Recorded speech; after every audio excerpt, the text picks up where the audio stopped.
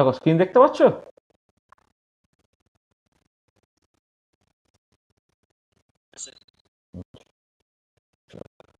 আমরা শুরু করি। আচ্ছা, মলিকুলার স্পেকট্রোস্কোপি নিয়ে যে বেসিক যে আলোচনাগুলো, যেগুলো সমস্ত স্পেকট্রোস্কোপির জন্য কমন আলোচনা, সেই কমন আলোচনাগুলো আমরা লাস্ট 4টে ক্লাসে আমরা শেষ করেছি। ঠিক আছে, তাহলে ওই বেসিক যে আলোচনাগুলো হয়েছিল সেখানে যদি কারো কিছু ডাউট থাকে, মানে লাস্ট ক্লাসে যেন আমরা ব্রডেনিং অফ এ স্পেকট্রা সেটা নিয়ে কথাবার্তা বলেছি, হ্যাঁ, কলিশনাল ব্রডেনিং, ডবলার ব্রডেনিং, আনসার্টেনটি ব্রডেনিং, তাহলে ওইগুলো নিয়ে যদি কারো কিছু আলোচনা থাকে বা কারো কিছু জিজ্ঞাসা থাকে সেটা প্রথমে বলে নাও। এর আগে যে 4টে ক্লাস হয়েছে সেই 4টে ক্লাসের তোমার পিডিএফ ভিডিও আর একবার করে দেখেছো তো? পরে করে তৈরি করেছো? কারো কোনো সমস্যা আছে?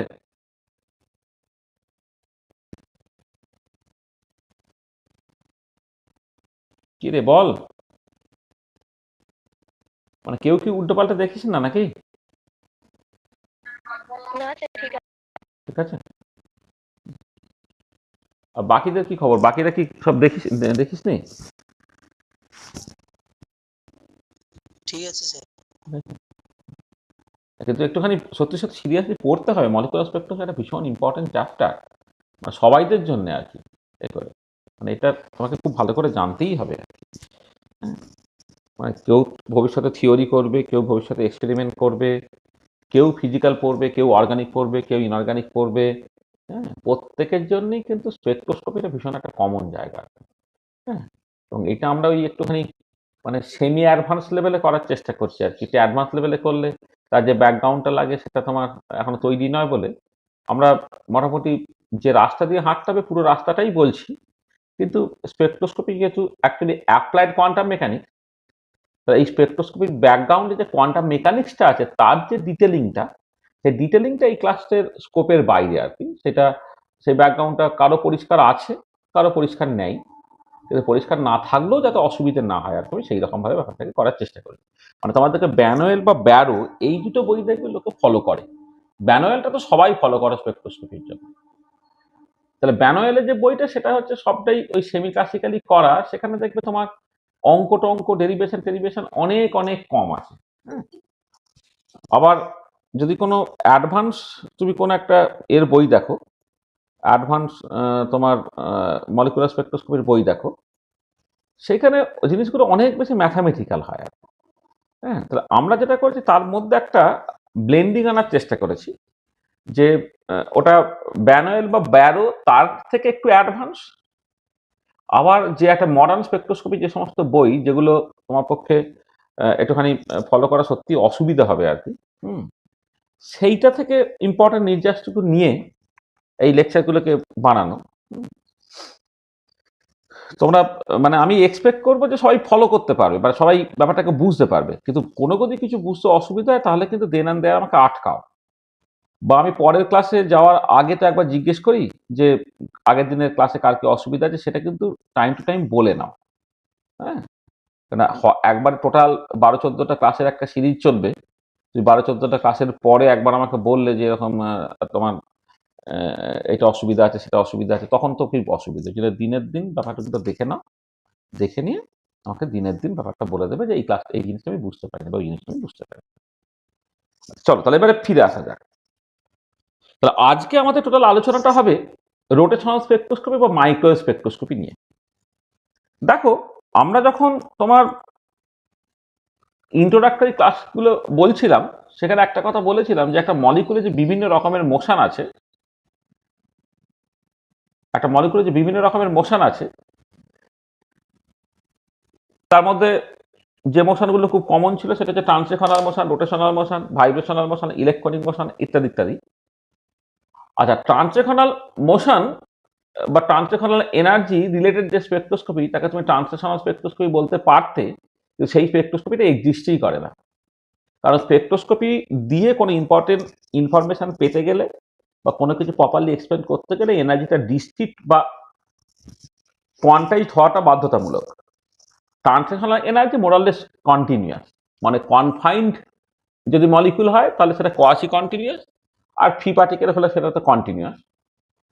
তাহলে এনার্জি যদি কন্টিনিউয়াস বা কোয়াসি কন্টিনিউয়াস, তাদের যদি স্পেকট্রোস্কোপি করি তাহলে যেটা হবে যে সমস্ত মলিকুল সমস্ত ফ্রিকোয়েন্সি লাইট অ্যাবজর্ব করবে, তা দিয়ে তুমি একটা মলিকুল থেকে আরেকটা মলিকুল ডিস্টিংগুইশ করতে পারছো না, ডিফারেন্সিয়েট করতে পারছো না, সেই স্পেকট্রোস্কোপি করে কোনো লাভ নেই। কিন্তু বাকি যে মোশনগুলোর কথা বলা হয়েছে, rotational motion, vibrational motion, electronic motion, তার যে করেসপন্ডিং এনার্জিগুলো তারা ডিসক্রিট বা কোয়ান্টাইজড এনার্জি, আর ডিসক্রিট বা কোয়ান্টাইজড এনার্জি যখন হচ্ছে তা দিয়ে কিন্তু স্পেকট্রোস্কোপি তুমি করতে পারবে।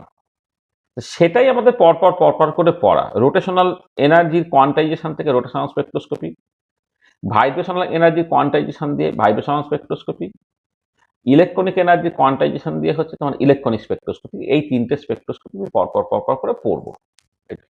আর একটা স্পেকট্রোস্কোপি আমাদের এই কনটেক্সটে পড়তে হবে, যাকে বলা হচ্ছে রামান স্পেকট্রোস্কোপি। এই রামান স্পেকট্রোস্কোপিটা হচ্ছে তোমার একটা পার্টিকুলার কাইন্ড অফ স্পেকট্রোস্কোপি, যেখানে আমাকে ব্যবহার করতে হবে ইউভি ভিজিবল রিজিয়নের লাইট। সেখান থেকে যে ইনফরমেশনটা পাবো সেটা হচ্ছে মলিকুলার রোটেশন এবং মলিকুলার ভাইব্রেশনের ইনফরমেশন। সেইটা আমরা আলাদা করে পড়বো। আর একটা আলাদা করে পার্ট আছে এনএমআর এবং ইপিআর, একটা পার্ট একটু ছোট করে আছে, সেই পার্টটা আমাদের তারপর আলোচনা করতে হবে। ঠিক আছে, তো চলো আমরা শুরু করি। তাহলে প্রথম কথা হচ্ছে এই রোটেশনাল স্পেকট্রোস্কোপি করার জন্য প্রথমেই দেখাতে হবে যে রোটেশনাল এনার্জিটা ডিসক্রিট বা কোয়ান্টাইজ, তার এনার্জি এক্সপ্রেশনটা লাগবে এবং রোটেশনাল ওয়েভ ফাংশনটা লাগবে। যদি তুমি খুব ডিটেলে এটাকে করতে পারো, ডিটেলে তোমার যদি সিলেকশন রুল বা ইত্যাদি করে ডিরাইভ করতে পারো, তাহলে রোটেশনাল ওয়েভ ফাংশনটা তোমার লাগবে।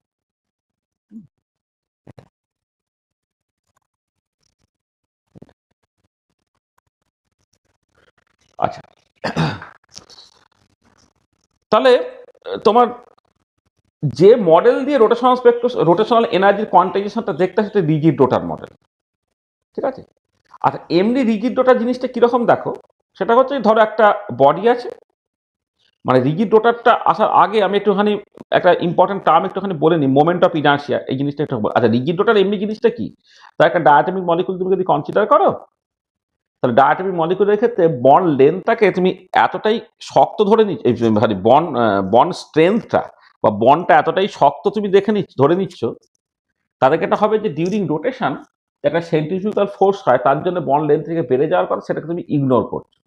The bond is so strong that during rotation bond length does not change at all. এটা যদি হয় তাহলে সেটা হচ্ছে রিজিড রোটার। আমি সেই স্পেসিফিক কেসটা আসছি। আসার আগে আমাকে কিছু বেসিক কথাবার্তা একটুখানি বলে নেওয়ার দরকার আছে, সেইটা একটুখানি বলে একটু ব্যাকগ্রাউন্ড তৈরি করছি, একটু ভালো করে দেখো সেই ব্যাকগ্রাউন্ডটা এমনি মানে আমি এতে মানে এটাকে একটুখানি তৈরি করে নিচ্ছি। তার কারণটা হচ্ছে যে এইখান থেকে না তুমি কি বলবো কিছু কিছু টার্ম শিখবে, যে টার্মগুলো এই রোটেশনাল মোশনের সঙ্গে দারুণভাবে অ্যাসোসিয়েটেড। যেমন একটা টার্ম হচ্ছে মোমেন্ট অফ ইনার্শিয়া। আর মোমেন্ট অফ ইনার্শিয়া, যাকে জড়তা ভ্রামক বলা হয়, সেটা কি জিনিস, তো সেটা বোঝার জন্য ধরে নাও একটা একটা বডি তুমি কনসিডার করেছো, যে বডিটাকে ধরে নিচ্ছ যে কতগুলো মাস পার্টিকেল, তাদের কম্বিনেশন, সেই মাসগুলো যথাক্রমে M1 M2 M3 ইত্যাদি ইত্যাদি। এই বডিটা কোন একটা অ্যাক্সিস আছে, যে অ্যাক্সিসের অ্যাবাউট এসে রোটেট করছে। এই যে অ্যাক্সিসটা আছে, অ্যাক্সিসের অ্যাবাউট এসে রোটেট করছে। এবার আমি এই যে বডিতে যে মাস পয়েন্টগুলো আছে ধরে নিচ্ছি যে অ্যাক্সিসের অ্যাবাউট এসে রোটেট করছে, তাদের ডিস্টেন্সগুলো যথাক্রমে R1 R2 R3 ইত্যাদি ইত্যাদি। তাহলে moment of inertia is defined as M1 R1 square plus M2 R2 square plus M3 R3 square plus dot dot dot dot, সেটাকে তুমি লিখতে পারছো summation of I MI RI square. মানে যতগুলো মাস particle আছে এবং তাদের যে করেসপন্ডিং ডিস্টেন্সগুলো আছে, তাদের মাস পার্টিকেল এবং যে অ্যাক্সিসের অ্যাবাউটে রোটেট করছে সেখান থেকে যে ডিস্টেন্স, তার স্কোয়ার, এই গুণ করে পুরোটাকে যোগ করছো, করে তুমি মোমেন্ট অফ ইনার্শিয়াটাকে পাচ্ছ। আর তাহলে এবারে দেখো, যে বডিটা তুমি কনসিডার করছো সেই বডিটার অনুযায়ী M1 M2 M3 সেগুলো ফিক্সড হয়ে যাবে। কিন্তু মোমেন্ট অফ ইনার্শিয়াতে যে বডির মাসগুলোর সাথে সাথে কিন্তু যে অ্যাক্সিসের অ্যাবাউটে রোটেট করছে তার সঙ্গে ডিস্টেন্সটা ইম্পর্টেন্ট। ডিস্টেন্স যদি ইম্পর্টেন্ট হয় তাহলে তোমাকে বুঝতে হবে যে মোমেন্ট অফ ইনার্শিয়াটা সেটা শুধুমাত্র যে বডি বা যে পার্টিকেলটা কনসিডার করছে তার প্রপার্টি নয়, যে অ্যাক্সিসের অ্যাবাউটে রোটেট করছে তার সঙ্গে ডিস্টেন্সের প্রপার্টি। সেই জন্য কোন অ্যাক্সিসের অ্যাবাউটে রোটেট করছে this is actually important. The moment of inertia depends on the choice of axis about which the molecule rotates. যে অ্যাক্সিসের অ্যাবাউটে রোটেট করছে সেইখান থেকে সে তার উপরে ঠিক হবে যে মাস পার্টিকেলের ডিস্টেন্সগুলো তোমার ওই অ্যাক্সিসের সঙ্গে কতটা, তো তার উপরে মোমেন্ট অফ ইনার্সিয়াটা নির্ভর করে। সেখানে আমি লিখেছি যে moment of inertia depends on the choice of axis about which the molecule rotates. আর এবারে তুমি ইনফাইনাইট পসিবল অ্যাক্সিস চুজ করতে পারো, কিন্তু থ্রি ডাইমেনশনে তোমার তিনটে ইন্ডিপেন্ডেন্ট অ্যাক্সিস আছে। মানে যেমন ধরো ধরো কোন একটা বডি বা কোন একটা পার্টিকেল যখন তার ট্রান্সলেশনাল মোশন তুমি কনসিডার করছো, তা থ্রি ডাইমেনশনের সাথে যে কোনো ডিরেকশনে সে তার ট্রান্সলেশনাল মোশনটা থাকতে পারতো। যে কোনো ডিরেকশনে থাকলেও তুমি কি করো, যে কোনো ডিরেকশনে থাকলেও হচ্ছে তুমি যেটা করো যে তিনটে ইন্ডিপেন্ডেন্ট ডিরেকশনের কথা ভাবো, এক্স ডিরেকশন, ওয়াই ডিরেকশন এবং জেড ডিরেকশন। এই তিনটেই হচ্ছে স্বাধীন দিক বা ইন্ডিপেন্ডেন্ট ডিরেকশন। এই যে কোনো একটা ভেক্টর থ্রি ডাইমেনশনে তুমি তিনটে ডিরেকশন এক্স ওয়াই এবং জেড ডিরেকশন বরাবর যে ইউনিট ভেক্টরগুলো আছে তাদের লিনিয়ার কম্বিনেশন ফর্মে তুমি লিখতে পারো। ঠিক অ্যাক্সিস চুজের ক্ষেত্রেও তাই, there are three mutually perpendicular and independent axis about which the molecule can rotate. এবং এই তিনটে অ্যাক্সিসকে যথাক্রমে নাম দিচ্ছি স্মল এ, স্মল বি আর স্মল সি। আর এখানে যেমন ট্রান্সলেশনাল মোশনের ক্ষেত্রে এক্স ওয়াই জেড যেভাবে তুমি ভাবো, এখানে ঠিক এরকম হওয়ার দরকার নেই। এরা হচ্ছে তোমার এ, বি আর সি, এরা পারপেন্ডিকুলার এবং ইন্ডিপেন্ডেন্ট। কিন্তু তার মানে এই নয় যে এ বি সিটাকে একদম এক্স অ্যাক্সিস, ওয়াই অ্যাক্সিস এবং জেড অ্যাক্সিস বরাবরই যেতে হবে। এখানে এ বি সি এটা চুজ করার একটা ইউনিক রাস্তা আছে। আচ্ছা, এবারে all these axes have to pass to the center of mass such that translational motion of the molecule as a whole can be restricted. তাহলে সেন্টার অফ, যে তুমি যখন কনসিডার করছো, যে অ্যাক্সিস গুলো যেগুলো চুজ করছো তুমি, এই অ্যাক্সিস গুলো এমন হতে হবে যে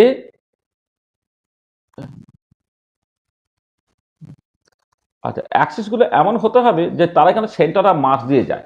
তা সেন্টার অফ মাস দিয়ে যদি অ্যাক্সিসটা যায় না, ওই অ্যাক্সিসের আবারও যখন রোটেট করবে তুমি, তখন তার ট্রান্সলেশনাল মোশনটা হবে না, অর্থাৎ ট্রান্সলেশনাল মোশনটা তুমি জাস্ট সিম্পলি ইগনোর করতে পারো। ঠিক এখানে বলেছি যে all this axis have to pass to the centre of mass such the translational motion of the molecule as a whole can be restricted. আচ্ছা, এবারে এ বি সি অ্যাক্সিস তুমি choose করবে কি করে না, এ অ্যাক্সিসটা সবসময় হচ্ছে principal symmetry axis of the molecule. তোমরা সিমেট্রি সম্বন্ধে তোমার সাধারণ ধারণা হয়েছে যে প্রিন্সিপাল সিমেট্রি অ্যাক্সিস যেটা, হ্যাঁ, সেই বরাবর হচ্ছে এ অ্যাক্সিসটা ধরা হয়। আর বি আর সি তারা mutually perpendicular to A Axis. যেমন ধরো তুমি ওয়াটার মলিকুল কনসিডার করছো, ও এইচ এইচ, তাহলে এইটা হচ্ছে এই সি টু অ্যাক্সিসটা প্রিন্সিপাল অ্যাক্সিস। তাই সি টু অ্যাক্সিস বরাবর তোমাকে এটাকে কনসিডার করতে হবে, তার সঙ্গে পারপেন্ডিকুলার বি, এবং দুজনের সাথে পারপেন্ডিকুলার হচ্ছে তোমার সিটা। যেমন ধরো বেঞ্জিন মলিকুল যদি তুমি কনসিডার করো, তাহলে এই যে বেঞ্জিন মলিকুল তুমি কনসিডার করছো, তার সি সিক্স অ্যাক্সিস আছে। যে সি সিক্সটা যদি বেঞ্জিন মলিকুলটা আমি যে ল্যাপটপের স্ক্রিনে দেখাচ্ছি সেই প্লেনে থাকে, তা তার পারপেন্ডিকুলারলি যাচ্ছে হচ্ছে সি সিক্স অ্যাক্সিসটা। তুমি নিশ্চয়ই বুঝতে পারো যে বেঞ্জিনের সি সিক্স অ্যাক্সিসটা কি বরাবর যায়। তো সেই বরাবর তোমাকে এ অ্যাক্সিস কনসিডার করতে হবে এবং তার সঙ্গে পারপেন্ডিকুলার বি অ্যাক্সিস এবং সি অ্যাক্সিস। মানে এ অ্যাক্সিসের সঙ্গে বিসি পারপেন্ডিকুলার, বিসি আবার একে অপরের সঙ্গে পারপেন্ডিকুলার। এইটা। আচ্ছা, এবারে ধরে নাও যে তিনটে যে ইন্ডিপেন্ডেন্ট অ্যাক্সিস কনসিডার করলে এ বি এবং সি, সেই বরাবর রোটেট করার জন্য মোমেন্ট অফ ইনার্সিয়া যথাক্রমে I A, I B and I C. তাহলে অল মোমেন্ট অফ, মানে let moment of inertia due to rotation about A B and C axis আর I A, I B and I C respectively. আচ্ছা, এবারে এই I A, I B, I C তাদের relative ভ্যালুগুলো কেমন তার উপরে বেস করে মলিকুলকে ক্লাসিফাই করা যায়। তার molecules can be classified into various classes based on the relative values of IA, IB and IC. দেখো, যেমন তুমি লিনিয়ার মলিকুল বা লিনিয়ার টপ মলিকুল কনসিডার করছো, যেমন ধরো HCl, হ্যাঁ, তাহলে এই লিনিয়ার মলিকুলের ক্ষেত্রে কি হয় তুমি একটু খেয়াল করে দেখো, এই যে এটা হচ্ছে সি ইনফিনিটি অ্যাক্সিস, সেটা হচ্ছে প্রিন্সিপাল অ্যাক্সিস। যে কোনো লিনিয়ার মলিকুল, সেটা হোমোলাইটিক, হেটেরোলাইটিক, ডায়াটমিক, ট্রায়াটমিক যাই হোক না কেন, লিনিয়ার মলিকুল যদি হয় তাহলে তার যে মলিকুলার অ্যাক্সিস যেটা, সেটা হচ্ছে সি ইনফিনিটি অ্যাক্সিস। কারণ ওই অ্যাক্সিস বরাবর আরবিট্রারি যে কোনো অ্যামাউন্টের রোটেট করলেই তুমি ইনডিস্টিংগুইজেবল কনফিগারেশন ফিরে পাচ্ছ। তাহলে মানে ইভেন মানে একদিন মানে how ever small, let's say 0 degree, মানে প্রায় 10 to 0 ডিগ্রি রোটেট করলেই কিন্তু ইনডিস্টিংগুইজেবল কনফিগারেশন ফিরে পাচ্ছ। তাহলে 360 ডিগ্রি বা 0 ডিগ্রি করলে ইনফিনিটি বেরোয়, এটা একটা সি ইনফিনিটি অ্যাক্সিস। এই সি ইনফিনিটি অ্যাক্সিসটা হচ্ছে এ অ্যাক্সিস, তার সঙ্গে পারপেন্ডিকুলার হচ্ছে বি অ্যাক্সিস এবং তার সঙ্গে আরো পারপেন্ডিকুলার হচ্ছে সি অ্যাক্সিস। যদি এ আর বি অ্যাক্সিসটাকে তুমি এই বোর্ডের প্লেনে কনসিডার করো বা আমার ল্যাপটপের প্লেনে কনসিডার করো, তাহলে এ আর বি পারপেন্ডিকুলার পরিষ্কার দেখতে পাচ্ছ, সেটা হচ্ছে তোমার ওই বোর্ডের মানে সামনের থেকে পিছনের দিকে ফুঁড়ে যাবে আর কি, সেটা কি সি অ্যাক্সিস। আর এবার এখানে খেয়াল করো, যদি এই যে অ্যাক্সিসটা প্রিন্সিপাল অ্যাক্সিস, এই প্রিন্সিপাল আমি ধরে দিচ্ছি এইচ এবং সি তার পয়েন্ট মাসেস, পয়েন্ট মাস যদি হয় তাহলে বলো তো এই যে এ অ্যাক্সিস বরাবর অর্থাৎ বন অ্যাক্সিস বরাবর রোটেট করলে মোমেন্ট অফ ইনার্শিয়া কত হবে? একটা লিনিয়ার মলিকুলের এই যে বন অ্যাক্সিস বা মলিকুলার অ্যাক্সিস যেটা, তাহলে এই সেল বরাবর যে অ্যাক্সিসটা আছে সি ইনফিনিটি অ্যাক্সিস, সেটাকে আমি এ অ্যাক্সিস বলছি, সেই বরাবর রোটেট করলে মোমেন্ট অফ ইনার্শিয়া কত হবে বলো, কে বলবে?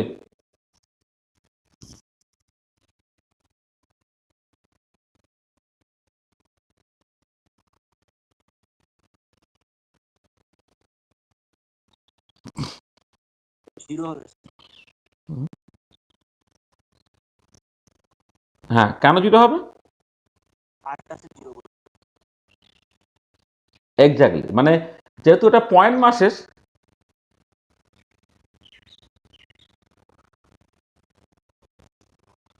মানে যেটা হচ্ছে যে আমার এগুলোতে পয়েন্ট মাস তুমি কনসিডার করো, তাহলে যে অ্যাক্সিসের অ্যাবাউট রোটেট করছে সেখান থেকে ডিস্টেন্সটা, এক মিনিট,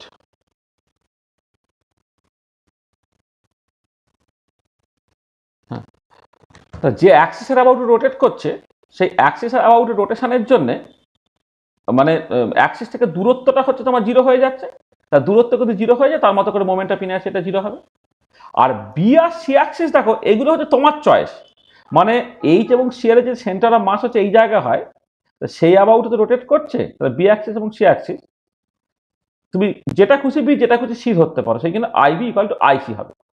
এবং লিনিয়ার মলিকুলের ক্ষেত্রে একটা সি ইনফিনিটি অ্যাক্সিস থাকে, তার মানে লিনিয়ার মলিকুল বা লিনিয়ার টপ মলিকুলের ক্ষেত্রে যেটা হচ্ছে যে যেটা ইউনিক অ্যাক্সিস আই এ সেটা হচ্ছে বেসিক্যালি জিরো, আর আইবি ইকুয়াল টু আইসি হচ্ছে, ঠিক আছে এইটা। তাহলে এর ক্ষেত্রে একটা সি ইনফিনিটি অ্যাক্সিস থাকবে, তাহলে লিনিয়ার মলিকুল সেগুলোকে লিনিয়ার টপ মলিকুল বলা হয়, যেখানে I equal to zero, I b equal to I c, আর লিনিয়ার মলিকুলের ক্ষেত্রে একটা সি ইনফিনিটি অ্যাক্সিস থাকে। আচ্ছা, এবার নেক্সট যে সিচুয়েশনটা ধরো, তুমি একটা বিএফ থ্রি মলিকুল কনসিডার করছো, বিএফ থ্রি, এই যে B F F F BF three. আচ্ছা, এই পার্টিকুলার মলিকুলের ক্ষেত্রে সি থ্রি অ্যাক্সিস আছে, সি থ্রি অ্যাক্সিস তো প্রিন্সিপাল অ্যাক্সিস, যেটাকে তুমি এ অ্যাক্সিস নাম দিচ্ছ, ঠিক আছে। তাহলে যে মানে বিএফ থ্রি মলিকুলের ক্ষেত্রে তোমার তো স্টিরিও কেমিস্ট্রি সম্বন্ধে ধারণা আছে, তাহলে বেসিক্যালি সি থ্রি অ্যাক্সিস যেটা সেটা হচ্ছে প্রিন্সিপাল অ্যাক্সিস, সেই বরাবর এ অ্যাক্সিস, এবং তার যে পারপেন্ডিকুলারলি যথাক্রমে বি অ্যাক্সিস এবং সি অ্যাক্সিস আছে। আর এই পরিষ্কার এই পার্টিকুলার কেসে যে প্রিন্সিপাল অ্যাক্সিস সেই বরাবর রোটেট করলে মোমেন্ট অফ ইনার্শিয়া এটা আর জিরো নয়। এক্ষেত্রে কেন জিরো তুমি বুঝতে পারলে, কিন্তু এক্ষেত্রে প্রিন্সিপাল অ্যাক্সিসটা কিন্তু বি দিয়ে মানে বোর্ডের প্লেন এদিক ওদিক ফুঁড়ে গেছে, তাহলে তোমার এই যে তিনটে অ্যাটম আছে এই এফ বা এই এফ বা এই এফ, হ্যাঁ, প্রত্যেক কেউই তো আর অ্যাক্সিসের উপরে নেই, সেখানে এই বিটা সাডেনলি কন্ট্রিবিউট করলো না মোমেন্ট অফ ইনার্শিয়া ক্যালকুলেশনে, কারণ বিটা ভেতর দিয়ে সেন্টার অফ মাস যেহেতু গেছে, তো যে কোনো অ্যাক্সিসে বি দিয়ে পাস করবে যেহেতু, তাহলে বি এর কোনো রোল থাকবে না to determine the moment of inertia. কিন্তু এই যে তিনটে ফ্লোরিন আছে এফ এফ এবং এরা কিন্তু কন্ট্রিবিউট করবে।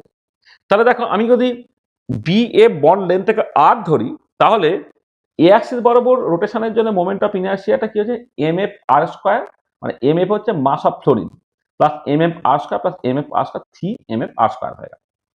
আর এবারে ধরো একটা অ্যাক্সিস বি অ্যাক্সিস তুমি কনসিডার করলে, তাহলে একটা বি অ্যাক্সিস বি এবং এফ এই যে বন্ডটা সেই বরাবর গেছে, তার মানে এই বোরনের সাথে সাথে এই যে ফ্লোরিনটা সে মোমেন্ট অফ ইনার্শিয়াতে কন্ট্রিবিউট করলো না, কে কে করবে? এই ফ্লোরিনটাকে করবে, এই ফ্লোরিনটা করবে।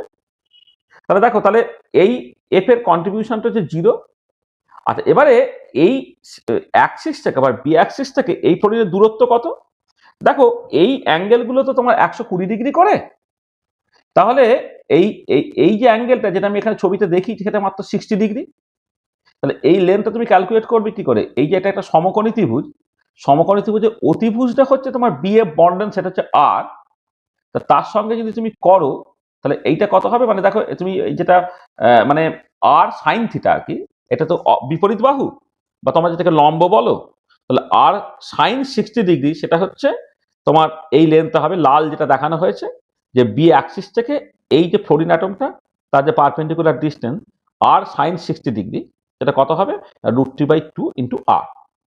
আর এদিকে এই সবুজটা একটুখানি দেখে রাখো, পরে তোমার কাজে লাগবে।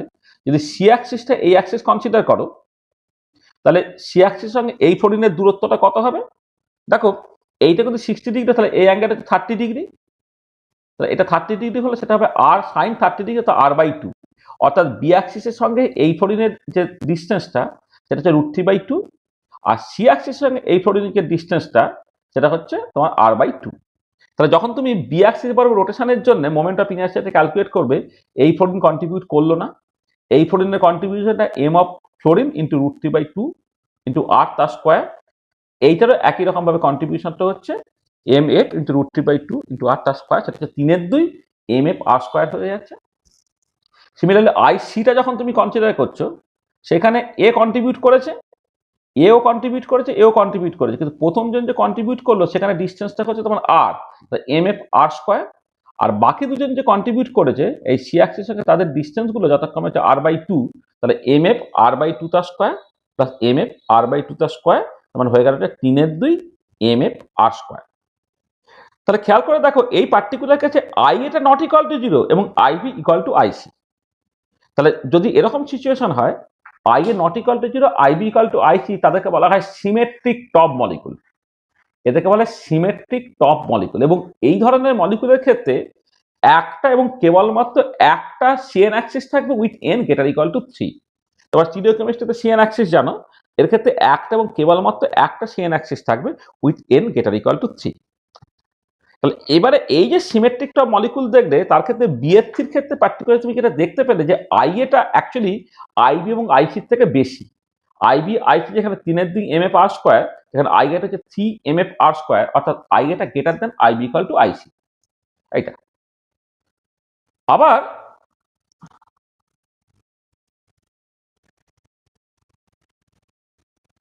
যখন তুমি ধরো একটা মলিকুল কনসিডার করছো, ধরো তোমার একটা CH3Cl এই টাইপের মলিকুল কনসিডার করো, CH3Cl বা CH3A বা CH3 তোমার মানে আই ইত্যাদি আর কি। মানে CH3Cl যদি কনসিডার করো, এখানেও একই রকমের সিচুয়েশন। এর ক্ষেত্রে একটাই সিএন অ্যাক্সিস আছে with n greater equal to 3, অর্থাৎ একটাই C3 অ্যাক্সিস আছে। সেই বরাবর রোটেট করলে এই কার্বন এবং ক্লোরিন এরা কন্ট্রিবিউট করলো না, কিন্তু এই হাইড্রোজেন গুলো কন্ট্রিবিউট করছে, এই হাইড্রোজেন কন্ট্রিবিউট করছে, কিন্তু আই এটা নট ইকুয়াল টু 0। আচ্ছা, এই পার্টিকুলার কেসটা একটু খেয়াল করে দেখো যে এই পার্টিকুলার কেসে I a not equal to 0, I b equal to I c হবে। কিন্তু ইন অ্যাডিশন টু দ্যাট আর একটা কথা, আমি কোয়ালিটেটিভ আগের মতো তো ক্যালকুলেট করে ছবিতে সুন্দর করে ক্যালকুলেট করে যেমন দেখালাম, এখানে ক্যালকুলেট করে দেখাচ্ছি না, কারণ এক্ষেত্রে অ্যাঙ্গেলগুলো 109°28'। এবার এই অ্যাক্সিসের সঙ্গে কি ট্যাঙ্গেল হবে, অ্যাক্সিসের সঙ্গে ডিস্টেন্স কি হবে, এগুলো ক্যালকুলেট করা খুব অসুবিধে। কিন্তু আমি এইটুকু অন্তত বুঝতে পারছি যে যখন এ অ্যাক্সিস বরাবর মোমেন্ট অফ ইনার্সিয়াটাকে ক্যালকুলেট করবে, তখন এই ক্লোরিনটা কন্ট্রিবিউট করতে পারবে না, কারণ এ অ্যাক্সিসের উপরে হেভিয়ার অ্যাটম যেটা ক্লোরিন বলো, ব্রোমিন বলো বা আয়রিন, সে অ্যাকচুয়ালি পড়ে যাচ্ছে, কারণ কার্বন এবং ক্লোরিন দুজনেই কন্ট্রিবিউট করতে পারবে না। কিন্তু যখন বি বা সি অ্যাক্সিস কনসিডার করছি, তখন কিন্তু দেখা ক্লোরিনটা কন্ট্রিবিউট করতে পারছে, কারণ ক্লোরিনটা বি বা সি অ্যাক্সিসের উপরে পড়েনি। তাহলে এ অ্যাক্সিস মানে হেভিয়ার যে, সে তো মোমেন্ট অফ ইনার্সিয়াতে বেশি কন্ট্রিবিউট করবে। তাহলে হেভিয়ারটা এ অ্যাক্সিস বরাবর মোমেন্ট অফ ইনার্সিয়া যখন ক্যালকুলেট করছে, সেখানে কন্ট্রিবিউট করছে না, অর্থাৎ আই এটা এইটা সেটা less than I b equal to I c. আর আগের সিচুয়েশনটা আমি পরিষ্কার ক্যালকুলেট করে দেখে নিয়েছি যে এই যে সিচুয়েশনটায় আই এটা greater than I A I b equal to I c. তার মানে বিএফসি এই টাইপের মলিকুলের ক্ষেত্রে তুমি যেটা দেখতে পেলে যে ইউনিক অ্যাক্সিস বরাবর রোটেশনের জন্য যে মোমেন্ট অফ ইনার্সিয়াটা, সেটা অন্য দুটো অ্যাক্সিস বরাবর রোটেশনের জন্য যে মোমেন্ট অফ ইনার্সিয়া তার তুলনায় বেশি। তুমি দেখতেই পাচ্ছ এটা 3 mf আর স্কোয়ার, এগুলো হচ্ছে 3/2 mf আর স্কোয়ার। তার মানে আই এটা greater than I b equal to I c. আর এখানে অ্যাটলিস্ট কোয়ালিটেটিভলি বুঝতে পারলে যে আই এ ক্যালকুলেশনের জন্য হেভিয়ার অ্যাটম যেটা সে কন্ট্রিবিউট করছে না, তাহলে তার করসপন্ডিং মোমেন্ট অফ ইনার্সিয়া কম হবে, আই এটা less than I b equal to I c হবে। ওই জন্য সিমেট্রিক টপ মলিকুলকে দুটো ক্যাটাগরিতে আবার ভাগ করা যায়। একটার ক্ষেত্রে হচ্ছে আই এটা greater than I b equal to I c, আর একটা হচ্ছে আই এটা less than I b equal to I c. তাহলে যখন গ্রেটার দেন তাকে বলা হয় অবলেট টপ মলিকুল বা অবলেট, আর যখন আই এটা less than I b equal to I c তখন তাকে বলা হবে প্রোলেট। তাহলে অবলেট আর প্রোলেট। হ্যাঁ, তাহলে অবলেট BF3 এটা অবলেট টাইপ মলিকুল, আর CH3Cl বলো, CH3Br বলো, CH3I বলো, এক্সেট্রা, এরা হচ্ছে তোমার প্রোলেটটা মলিকুল। তাহলে বুঝতে পারলে? মানে সিমেট্রিক টপ মলিকুল জিনিসটা কি, সেখান থেকে অবলেট কোনটাকে বলছি, প্রোলেট কোনটাকে বলছি, পরিষ্কার সবার জন্য?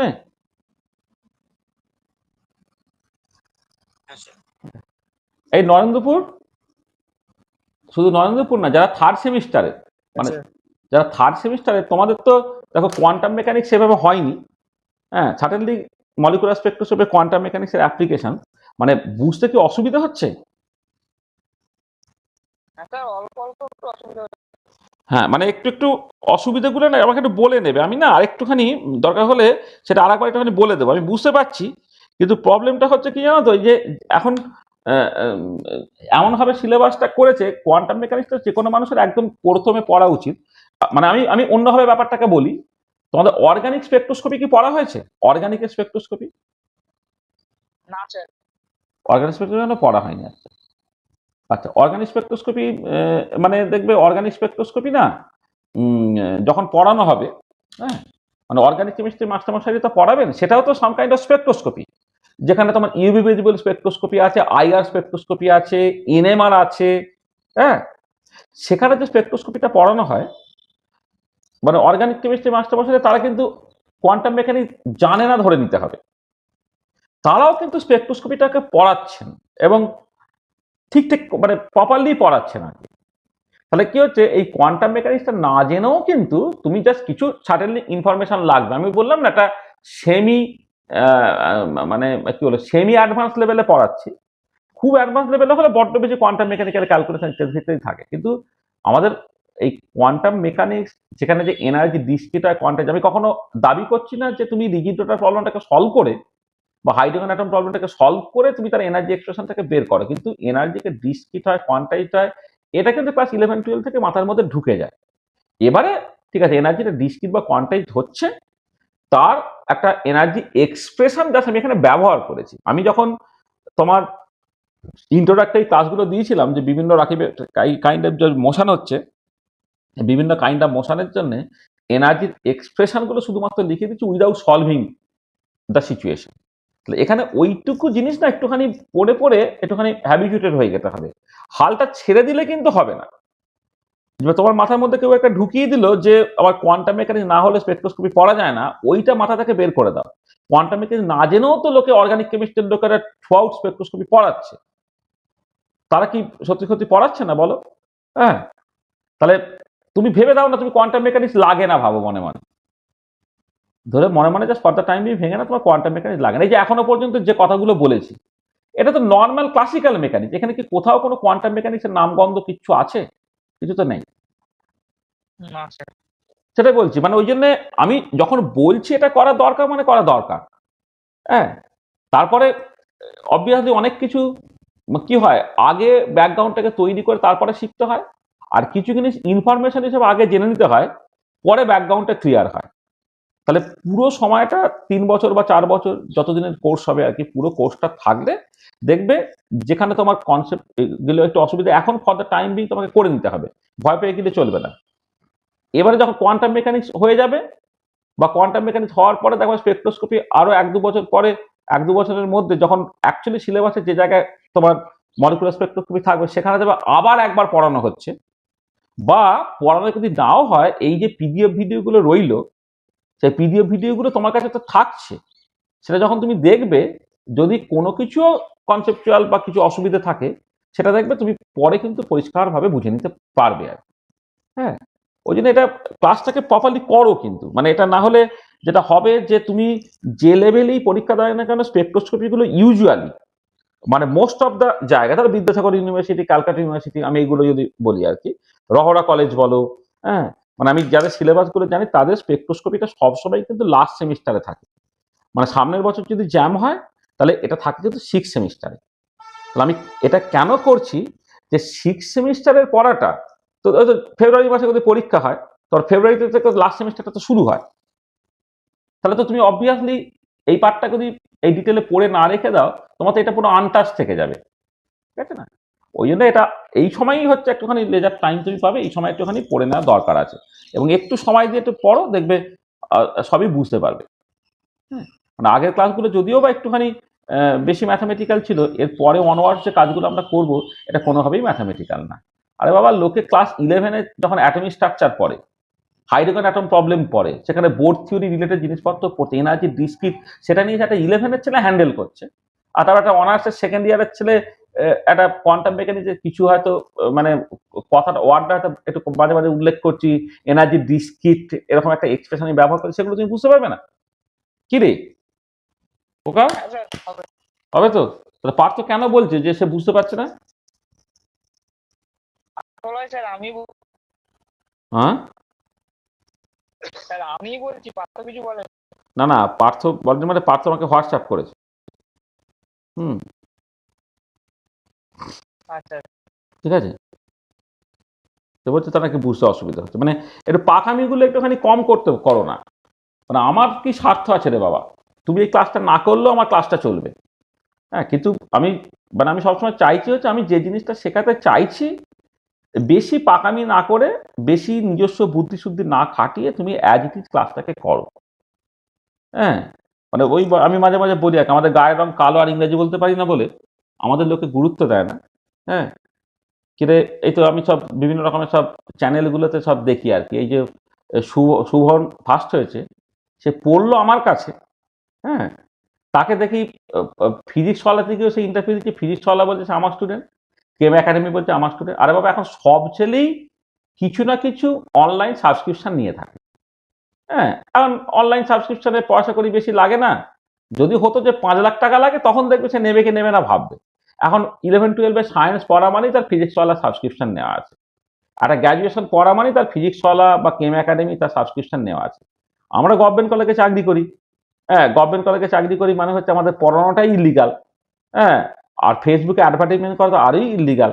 হ্যাঁ, এই যে আমি তো মানে নাম করে করে তো বলছি, আমি তোমার এতে শুভন যে ফার্স্ট হয়েছে, ঋত্বিক যে ফোর্থ হয়েছে, শ্রেয়া যে সেভেন্থ হয়েছে, সে সব আমার কাছে পড়েছে, আমার কাছে ফিজিক্যাল কেমিস্ট্রি এখনো পড়ে। হ্যাঁ, এ করে এই তো গ্রুপটা দেখো না, শ্রেয়া দেখো এই গ্রুপে আছে কিনা দেখে না, শ্রেয়া সে যাদবপুরে পড়ে। তো সে দেখি কিছু একটা, আমি কালকে আমাকে একজন পাঠালো আমার বন্ধু তরুণ, দেখি সে একটা একটা কোন একটা চ্যানেলে গিয়ে ইন্টারভিউ দিচ্ছে আর কি, মানে কোন একটা এতে, হ্যাঁ ইউটিউবে বেরিয়েছে। সে তো আর আমার, ওরা তো সব আজকালকার ছেলেমেয়েরা সব পাকা ছেলে মেয়ে, তো তারা হচ্ছে ওরা একটা টিউশন করেছে সেটা বলে তাদের খুব সম্মানে লেগে যায়। হ্যাঁ, এই নরেন্দ্রপুরের ধরো ছেলে তোমরা পড়ছো, তোমরা কি কোনোদিন অফিসিয়ালি কোথাও বলবে যে আমার কাছে টিউশন করেছো? কোনোদিন বলবে না, ঠিক আছে? আমাদের নিজেদের ছেলেটাই বলে না, তারা ভাবে নিজেদের জন্যই সবকিছু হয়েছে, নিজেদের যোগ্যতায় সবকিছু হয়েছে। ঠিক আছে, আমি তো এ পড়তে গিয়ে দেখেছি, আমি তো এমএসসি টেমএসসি পড়াতে গিয়ে দেখেছি আর কি।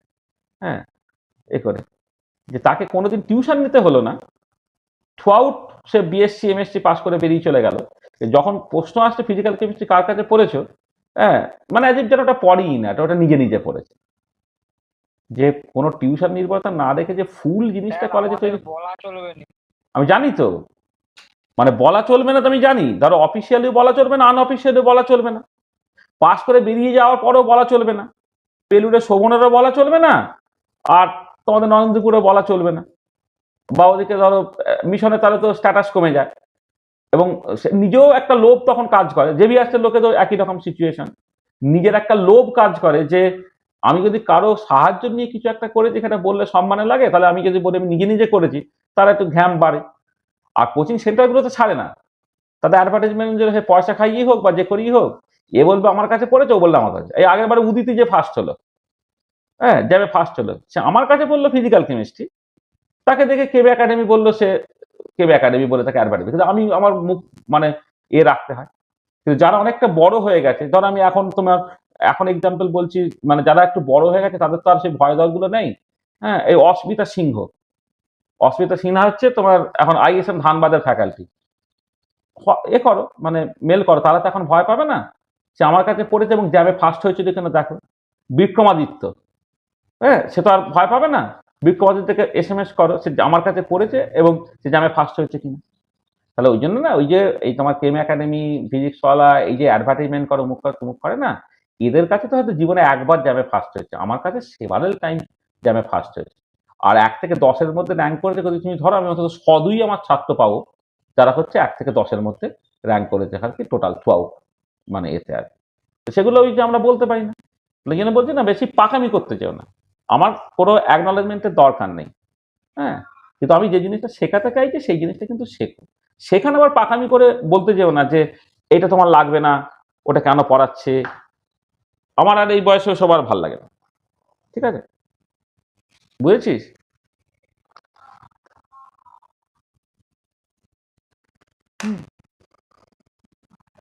চলো তাহলে বোঝা গেল, তাহলে সিমেট্রিক টপ মলিকুল, সেখান থেকে প্রোলেট কোনটাকে বলছি, অবলেট কোনটাকে বলছি, ঠিক আছে তো?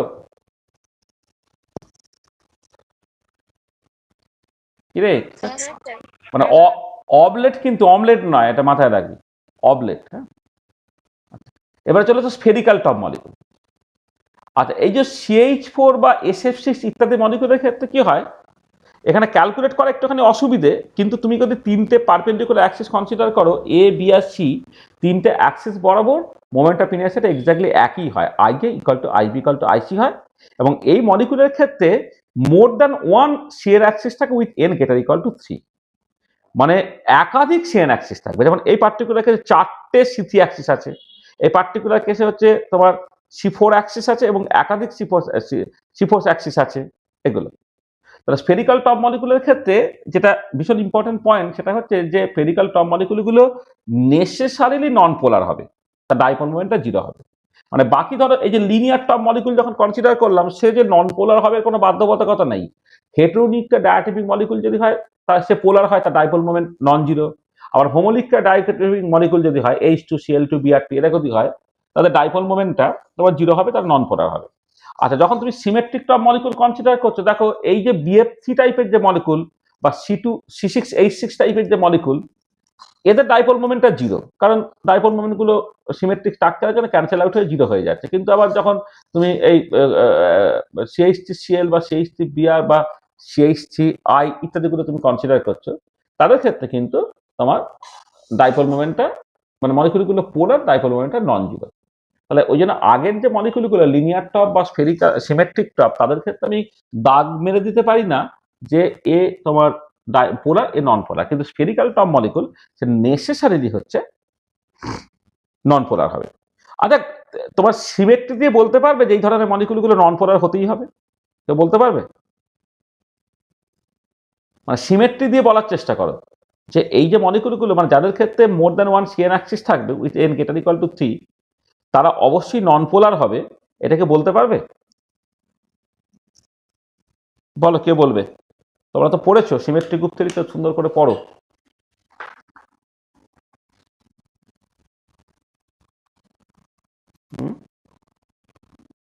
কে বলবে?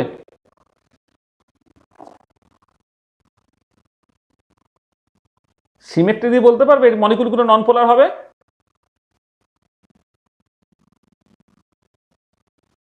কে রে?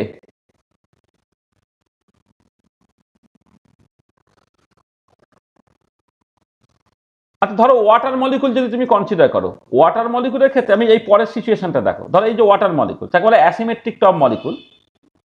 এক্ষেত্রে প্রিন্সিপাল অ্যাক্সিসটা কোনটা? এই C2 অ্যাক্সিসটা, সেই বরাবর রোটেট করলে যা মোমেন্ট অফ ইনার্সিয়া হবে, বি এবং সি অ্যাক্সিস বরাবর রোটেট করলে মোমেন্ট অফ ইনার্সিয়া গুলো আলাদা হবে, মানে I a not equal to I b not equal to I c. এবং এই ধরনের মলিকুলের ক্ষেত্রে একটাও সিএন অ্যাক্সিস থাকবে না with n greater equal to 3, মানে এর ক্ষেত্রে কোনো সিএন অ্যাক্সিস থাকবে না with n greater equal to 3। এবং এই মলিকুলগুলো নেসেসারিলি পোলার হয়, মানে অ্যাসিমেট্রিক টপ মলিকুল নেসেসারিলি পোলার হয়, আর সিমেট্রিক টপ মলিকুল হচ্ছে নেসেসারিলি হচ্ছে নন পোলার হয়। আচ্ছা, তুমি আমাকে এইটা বলো তো, এই যে ওয়াটার মলিকুলের ক্ষেত্রে ডাইপোল মোমেন্ট এই C2 অ্যাক্সিস বরাবর থাকবে, মানে ওয়াটার মলিকুলের ক্ষেত্রে একটাই C2 অ্যাক্সিস আছে তো, তাহলে আমি যেটা বলছি যে এই পার্টিকুলার মলিকুলের ক্ষেত্রে ডাইপোল মোমেন্টটাই C2 অ্যাক্সিস বরাবর থাকবে। তুমি দেখো ওই এই যে C2 অ্যাক্সিস বরাবর থাকবে, এইটা কেন বলতে পারবে?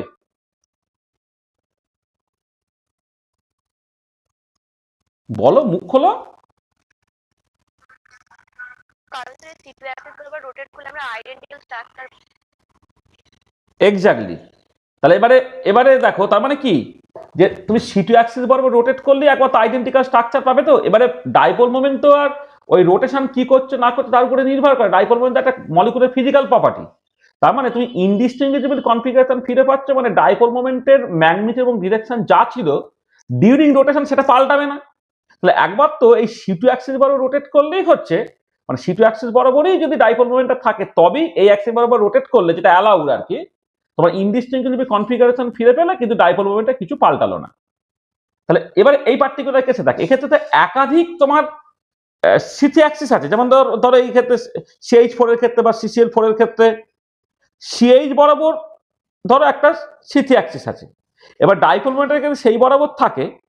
তাহলে এবারে এই যে CH বরাবর, ধরো এইটা যদি H1, এটা H2, এটা H3, এটা H4 বলি, ধরো আমি বললাম যে CH1 বরাবর রোটেশনটা অ্যালাউড। তাহলে এবারে রোটেশনের জন্য ডাইপোল মোমেন্ট যদি চেঞ্জ হওয়া চলবে না, তাহলে ডাইপোল মোমেন্ট ধরো CH1 বরাবর ধরে নেওয়া আছে যদি থাকে। আচ্ছা, এবারে এই CH2 বরাবর রোটেশনটা তো অ্যালাউড। তাহলে CH2 বরাবর যখন তুমি রোটেট করবে, তাহলে দেখো CH1 বরাবর যদি ডাইপোল মোমেন্টটা থেকে থাকে, সেটা ডিরেকশনটা পাল্টে ফেললো। কিন্তু ডাইপোল মোমেন্ট তো আমি ইনডিস্টিংগুইজেবল কনফিগারেশন ফিরে পাচ্ছি, মানে কোনো ফিজিক্যাল প্রপার্টি তো তোমার চেঞ্জ হবে না।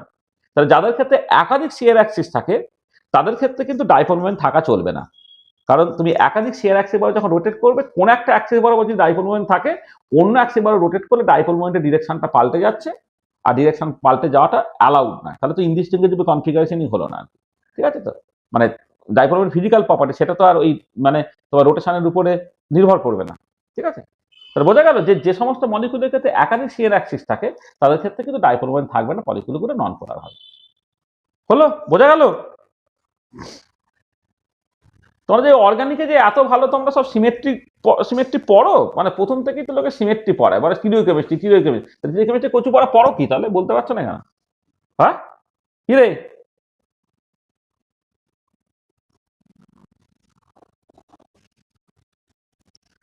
আর মুখে রেসপন্স করো, একটু ইন্টারাক্ট করো। আমি কথাগুলো যখন জিজ্ঞেস করছি জানলে উত্তর দাও, না আমি মনে মনে ধরে নেবো কেউ কিছু জান না। আচ্ছা, এবারে চলো তাহলে দেখো, তাহলে প্রথমে আমি যেটা করলাম, এখন আমি স্পেকট্রোস্কোপিতে ঢুকলামই না, আমি যেটা করলাম সেটা হচ্ছে যে তোমার মোমেন্ট অফ ইনার্সিয়া জিনিসটাকে বললাম, এবং মোমেন্ট অফ ইনার্সিয়া যে চয়েস অফ দ্য অ্যাক্সিস তার উপরে নির্ভর করে। তবে তিনটে পসিবল ইন্ডিপেন্ডেন্ট এবং পারপেন্ডিকুলার অ্যাক্সিস কনসিডার করতে পারে, ABC। সেই বরাবর রোটেট করলে মোমেন্ট অফ ইনার্সিয়া গুলো যতক্ষণ IA, IB, IC, এবং সেই মোমেন্ট অফ ইনার্সিয়া গুলো মানে IA, IB, IC তার রিলেটিভ ভ্যালুর উপর নির্ভর করে মলিকুলগুলো লিনিয়ার টপ হতে পারে, সিমেট্রিক টপ হতে পারে। তার আবার দুটো ক্যাটাগরি, প্রোলেট আর অবলেট। স্ফেরিক্যাল টপ হতে পারে, অ্যাসিমেট্রিক টপ হতে পারে। স্ফেরিক্যাল টপ মলিকুলগুলো সবসময় হচ্ছে নন পোলার হয়, আর অ্যাসিমেট্রিক টপ মলিকুলগুলো সবসময় হচ্ছে পোলার হয়। আর সিমেট্রিক টপ বা লিনিয়ার মলিকুলের ক্ষেত্রে তার স্ট্রাকচার দেখে তোমাকে ঠিক করতে হবে সেটা পোলার নাকি নন পোলার। এই যতটুকু বলেছে এটুকু পরিষ্কার হয়েছে?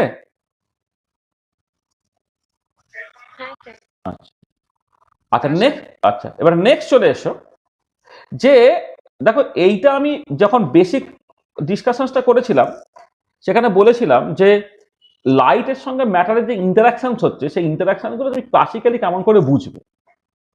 তাতে বলা হয়েছিল, একটু খেয়াল করে দেখো, যে ধরো একটা মানে HCl মলিকুল, যেটা বেসিক্যালি পোলার মলিকুল, এই মলিকুলটা যখন রোটেট করছে তখন জেড অ্যাক্সিস বরাবর তার যে ডাইপোল মোমেন্টটা, দেখো এই অবস্থায় তার 0, এই অবস্থায় একটা পজিটিভ ডাইপোল মোমেন্ট আছে, এই অবস্থায় ডাইপোল মোমেন্ট আবার জেড ডিরেকশন বরাবর ডাইপোল মোমেন্টটা আছে, এটা 0, এটা যে নেগেটিভ জেড ডিরেকশন বরাবর, এটা আবার 0। তার মানে মলিকুলটা যখন রোটেট করলো ডাইপোল মোমেন্টটা তার মতো করে পিরিয়ডিক্যালি চেঞ্জ হলো। এই ডাইপোল মোমেন্টটা পিরিয়ডিক চেঞ্জ হওয়াটা খুব দরকার। সেই জন্য বলা হয় যে টু বি মাইক্রোওয়েভ অ্যাক্টিভ, মানে রোটেশন, মানে তোমার রোটেশনাল স্পেকট্রোস্কোপি মানে শুধুমাত্র রোটেশনটাই তুমি অ্যালাউ করছো। আর একটা কথা একটু আমি বলে নিই, যে এই রোটেশনাল স্পেকট্রোস্কোপিটা ইলেকট্রোম্যাগনেটিক রেডিয়েশনের মাইক্রোওয়েভ রিজিয়নে ঘটে, সেটা আমি আগেও উল্লেখ করেছি। তার জন্য এই স্পেকট্রোস্কোপিকে মাইক্রো স্পেকট্রোস্কোপি বলা, সেটাই বলা হচ্ছে to be microwave active or to response pure rotational spectroscopy, to response in pure rotational spectroscopy the molecule must be polar. মলিকুলকে অবশ্যই পোলার হতে হবে। দেখো পোলার মলিকুল না হলে ডিউরিং রোটেশন ডাইপোল মোমেন্টে পিরিয়ডিক চেঞ্জ হবে না। ঠিক আছে? তাহলে this oscillating permanent dipole moment interacts with the electric field vector of the incident radiation. এই যে মলিকুলটা যদি পোলার হয় তবেই ডিউরিং রোটেশন তার ডাইপোল মোমেন্টের পিরিয়ডিক চেঞ্জ হবে। আর এই যে অসিলেটিং ডাইপোল মোমেন্টটা হচ্ছে সে লাইটের যে ইলেকট্রিক ফিডব্যাকটা তার সঙ্গে ইন্টারাক্ট করছে, করে ইলেকট্রিক ডাইপোল মোমেন্ট ইনডিউস ট্রানজিশনটা হচ্ছে। তো এই ধরনের ট্রানজিশনটাকে ইলেকট্রিক ডাইপোল মোমেন্ট এই যে মানে interact with the electric field vector of the incident light. হ্যাঁ, সেখানে এখান থেকে আমার electric dipole moment induce transition take place. Electric dipole moment induce transition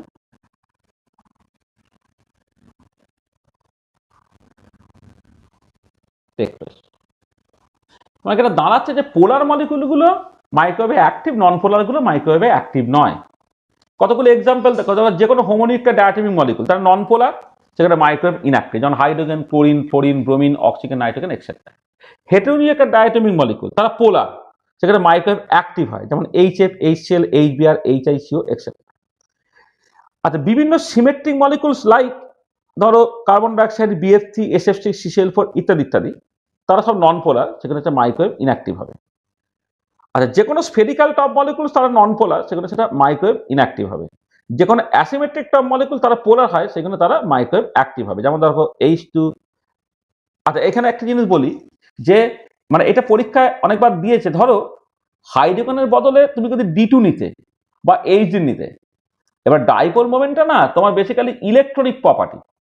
তাহলে তোমার ধরো হাইড্রোজেনকে তার আইসোটোপ ডয়টোরিয়াম দিয়ে তুমি রিপ্লেস করে, ইলেকট্রনের সংখ্যা যেহেতু পাল্টাচ্ছে না, তাহলে H2 বা D2 বা HD এদের ক্ষেত্রে তোমার ডাইপোল মোমেন্টটা কিন্তু সেই জিরোই থাকছে, অর্থাৎ মলিকুলগুলো সেই তোমার নন পোলারই থাকছে, তাহলে এরা মাইক্রোওয়েভ ইনঅ্যাক্টিভই থাকছে। ঠিক আছে, এটা পরীক্ষায় এসেছে একবার যে H2 আর HD, এই HDটা হাইড্রোজেন, আর একটা হাইড্রোজেন হচ্ছে তার যে আইসোটোপ ডয়টোরিয়াম দিয়ে রিপ্লেসড হয়েছে। তাহলে তোমাকে যদি জিজ্ঞেস করে যে HDটা মাইক্রোওয়েভে অ্যাক্টিভ না ইনঅ্যাক্টিভ, উত্তর হচ্ছে HDটাও কিন্তু মাইক্রোওয়েভে তোমাকে ইনঅ্যাক্টিভই লিখতে হবে। ঠিক আছে, এখানে নিউক্লিয়াসের প্রোটনের সংখ্যা পাল্টাচ্ছে, কিন্তু তার উপর ইলেকট্রিক ডাইপোল মোমেন্ট নির্ভর করে না। তাহলে এটা একটা ভীষণ ইম্পর্টেন্ট রেজাল্ট, সেটা হচ্ছে যে একমাত্র পোলার মলিকুলগুলি মাইক্রোওয়েভে অ্যাক্টিভ হয়, নন পোলার মলিকুলগুলো মাইক্রোওয়েভে অ্যাক্টিভ নয়। ঠিক আছে, তাহলে যদি তোমাকে এরকম পরীক্ষায় খুব কোশ্চেন দেয়, সেটা জ্যাম থেকে শুরু করলে তোমার যে কোনো ইউনিভার্সিটি পরীক্ষাতেও 4টে মলিকুল দিয়ে দিল, বলে এদের মধ্যে কে কে মাইক্রোওয়েভ অ্যাক্টিভ, কে কে মাইক্রোওয়েভ অ্যাক্টিভ নয়, বা কে কে রোটেশন স্পেকট্রোস্কোপিতে রেসপন্স করবে, পিওর রোটেশন স্পেকট্রোস্কোপিতে কে কে করবে না। তার উত্তরটাকে খুঁজতে গেলে তোমাকে ওইটা করতে হচ্ছে যে তোমার ওই যারা তোমার পোলার মলিকুল তারা মাইক্রোওয়েভ অ্যাক্টিভ হবে, যারা নন পোলার মলিকুল মাইক্রোওয়েভ অ্যাক্টিভ নয়। এবারে পোলার নাকি নন পোলার সেটা নির্ভর করছে সেটা ডাইপোল মোমেন্ট আসে কি নেই, এবং তুমি মোটামুটি ডাইপোল মোমেন্ট সম্বন্ধে তোমার যা ধারণা আছে তাতে তুমি বুঝে যেতে পারবে যে কোনটা পোলার কোনটা নন। ঠিক আছে, আচ্ছা, তাহলে এবারে চলে এসো একটুখানি অঙ্কর দিকে এবারে চলে আসা যায়। আচ্ছা, আমাদের সিলেবাসে হেটেরোনিউক্লিয়ার ডায়াটমিক মলিকুলটা না আমাদের অনার্সের সিলেবাসে আছে, যে rotation spectroscopy for heteronuclear diatomic molecule, মানে মানে বেসিক্যালি লিনিয়ার টপ মলিকুল তার জন্য আছে, আবার লিনিয়ার টপ মলিকুলের জন্য মধ্যে আবার হোমোনিউক্লিয়ার ডায়াটমিক মলিকুল যারা, তারা বিং নন পোলার, তারা তো মাইক্রোওয়েভে অ্যাক্টিভ নয়, সেখানে আমাকে হেটেরোনিউক্লিয়ার ডায়াটমিক মলিকুল, হ্যাঁ, বা লিনিয়ার মলিকুল যাদের ক্ষেত্রে তোমার ডাইপোল মোমেন্টটা নন জিরো, আমি সেইগুলোকে শুধুমাত্র কনসিডার করছি। তা ধরো আমি যেটা দিয়ে স্টার্ট করি, এটা হেটেরোনিউক্লিয়ার ডায়াটমিক মলিকুল, দুটো মাস পয়েন্ট আছে M1 M2, একটা সেন্টার অফ মাস আছে, এই সেন্টার অফ মাসের অ্যাবাউটে সে রোটেট করছে। আচ্ছা, এবারে আমি এই যে ডায়াটমিক মলিকুলটা, হেটেরোনিউক্লিয়ার ডায়াটমিক মলিকুলটাকে আমি মডেল করছি একটা রিজিড রোটার বলে। কেন রিজিড রোটার? আমি ধরে নিচ্ছি the bond is assume to be so strong that during rotation bond length does not change at all. ঠিক আছে, তাহলে তোমার এই R0 যেটা বন্ড লেন্থ সেটা পুরো ফিক্সড আছে, তাহলে সেন্টার অফ মাসের অ্যাবাউটে রোটেট করলে ধরে নাও M1 মাস থেকে সেন্টার অফ মাসের দূরত্ব R1, আর সেন্টার অফ মাস থেকে M2 মাসের দূরত্ব হচ্ছে R2। তাহলে এবারে from the definition of centre of mass M1 R1 equal to M2 R2 হয়। সেন্টার অফ মাস তুমি জানবে যে ভর কেন্দ্র যেটা করে, সেন্টার অফ মাস মানে ভর কেন্দ্র, এই ভর কেন্দ্র ডেফিনেশন হচ্ছে M1 R1 equal to M2 R2। আর যেহেতু এটা একটা রিজিড রোটার, সেই জন্য R1 এবং R2 যোগফলটা অলওয়েজ R0 এর সঙ্গে সমান হবে। আচ্ছা, এবারে আমি কি করলাম, এই 1 নম্বর ইকুয়েশনে 2 নম্বর রেজাল্টটা যদি বসাই, তাহলে M1 R1 ইকুয়াল হয়ে যাবে M2 ইন্টু এখানে R2টাকে হচ্ছে এই 2 নম্বর ইকুয়েশন থেকে R0 মাইনাস R1 হিসেবে বসিয়ে দাও। তাহলে এটা হলো কত, M2 R0 minus M2 R1 এবার M2R1টাকে বাঁ দিকে নিয়ে চলে গেলে M1 plus M2R1 equal to M2 into R0, সেখান থেকে R1টা কত বেরিয়ে গেল, M2 by M1 plus M2 into R0। R2টা কত হবে, R2টা এখান থেকে R0 মাইনাস R1 তুমি করো, R2 minus R1, R0 minus R1, এখানে R0 হলো মাইনাস R1টা কত, M2 by M1 plus M2 into R0। তাহলে এবার এটাকে সিম্পলিফাই করো, করলে দাঁড়াচ্ছে কত, M1 by M1 plus M2 R0। তাহলে আমি যেটা করলাম সেটা হচ্ছে R1 এবং R2কে R0 টার্মসে এক্সপ্রেস করলাম, এইটা। আর এবং যেটা ইম্পর্টেন্ট পয়েন্ট দেখো, সেটা R1 বাই R2 হচ্ছে M2 বাই M1, সেটা এখান থেকেও পাচ্ছ তুমি, এই 1 নম্বর ইকুয়েশন থেকেও পাচ্ছ, অথবা 3-4 নম্বর ইকুয়েশন থেকে পাচ্ছ যে M1 by R1 by R2 হচ্ছে M2 বাই M1। তার মানে বেসিক্যালি কি, আরটা ইজ ইনভার্সলি প্রপোর্শনাল টু মাস, অর্থাৎ যেদিকে মাস বেশি সেন্টার মানে সেন্টার অফ মাস থেকে তার দূরত্বটা তত কম। ধর আমি হাইড্রোজেন মলিকুল কনসিডার করছি, সেন্টার দুজনের মাস যেহেতু সমান, সেখানে সেন্টার অফ মাসটা হচ্ছে একদম মাঝখানে থাকবে। কিন্তু যখন আমি HI মলিকুল কনসিডার করছি, আই যেহেতু তোমার হেভিয়ার, সেখানে সেন্টার অফ মাসটা কিন্তু যে হেভিয়ার সেই দিকে তোমার টিল্টেড থাকবে। এবং ওই একই কারণে যখন তুমি বোর থিওরি করো, যেখানে নিউক্লিয়াসকে কেন্দ্র করে ইলেকট্রন ঘুরছে বলছো, সেখানে তো ওই একই রকম সিচুয়েশন, একটা সেন্টার অফ মাসের অ্যাবাউটই দুজনে রোটেট করা উচিত ছিল। কিন্তু আমরা প্রথম যে অ্যাজাম্পশনটা ধরে নিই সেটা হচ্ছে যে নিউক্লিয়াস অ্যাজ এ স্টেশনারি, তাকে কেন্দ্র করে ইলেকট্রনটা ঘুরছে। তার কারণটা কিছুই নেই, যে সেন্টার অফ মাসটা অ্যাজ যেন নিউক্লিয়াস দিয়ে পাস করছে, আর নিউক্লিয়াস ইলেকট্রনের থেকে অনেক অনেক হেভি।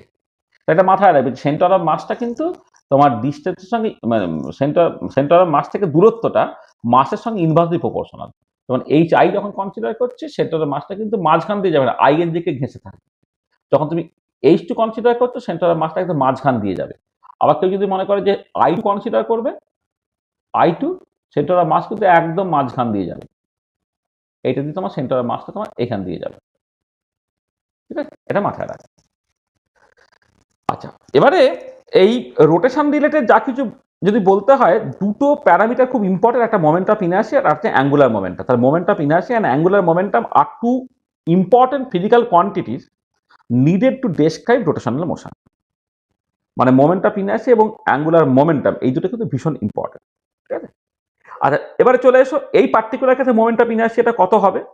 যেহেতু দুটো মাস পার্টিকেল আছে, যার সেন্টার অফ মাস হচ্ছে এখানে, একটা মাস M1 দূরত্ব R1, একটা মাস M2 দূরত্ব R2, centre of moment of ইনার্সিয়ার ডেফিনেশন ছিল summation over I MI RI square. সেটা যদি এখানে বসাই কত হবে, M1 R1 square plus M2 R2 square.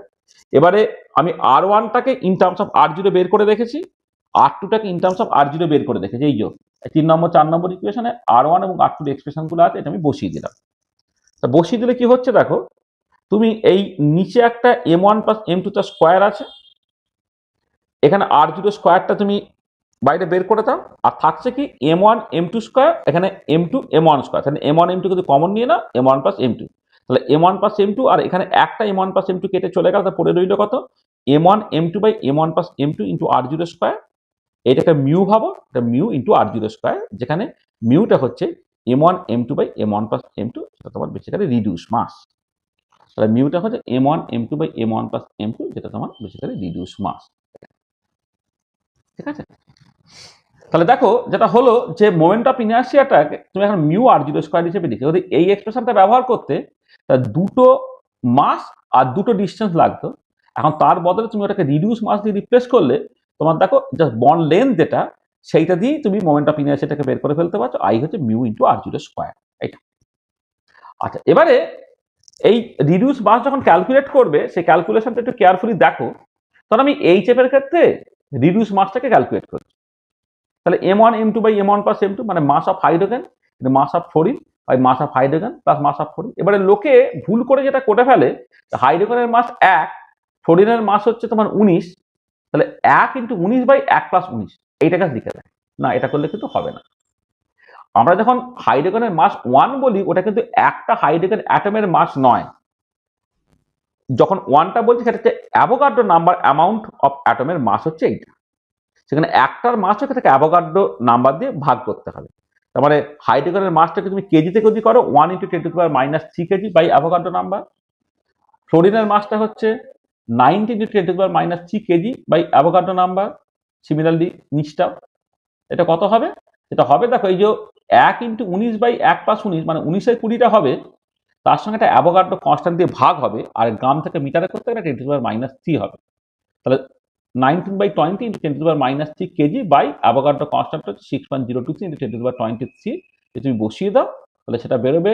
যেটা বেরোলো তার সঙ্গে এই একটা ফ্যাক্টর তোমার গুণ হয়ে যাবে 1.67 × 10⁻27 কেজি। এইটা বেসিক্যালি 1 AUM এর সমান যে পরিমাণটা সেটা তোমাকে গুণ করে দিতে হবে। মানে এইটা কেন কখনো ভুলে যেও না, মানে M1 M2 by M1 + M2 করে 19/20 খুবই যদি করে ফেলতে পারলে সেইটা কিন্তু রিডিউস মাস নয়।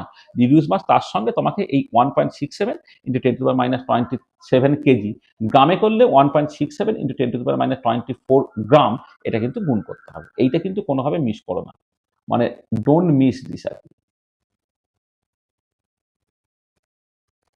ডোন্ট মিস দিস ফ্যাক্ট, এটা আমি বলে রাখলাম। হ্যাঁ, এটা কখনো কিন্তু মিস করো না। এইটা করতে গিয়ে নিউমেরিক্যাল প্রবলেমে প্রচুর ভুল করে ফেলো, এটা মাথায় রাখো। আচ্ছা ঠিক আছে, তাহলে অ্যাঙ্গুলার মোমেন্টাম এলটা হচ্ছে I × ওমেগা, যেখানে ওমেগাটা হচ্ছে অ্যাঙ্গুলার ভেলোসিটি, আর রোটেশনাল কাইনেটিক এনার্জি সেটা L²/2I হয়। এল এর জায়গায় I ওমেগা বসালে 1/2I ওমেগা² হয়। আচ্ছা, হ্যামিল্টনিয়ান অপারেটর ফর রিজিড রোটার, এইটা হচ্ছে কোয়ান্টাম মেকানিক্সের ব্যাপার, এটা তোমার না বুঝলেও কোনো অসুবিধা নেই।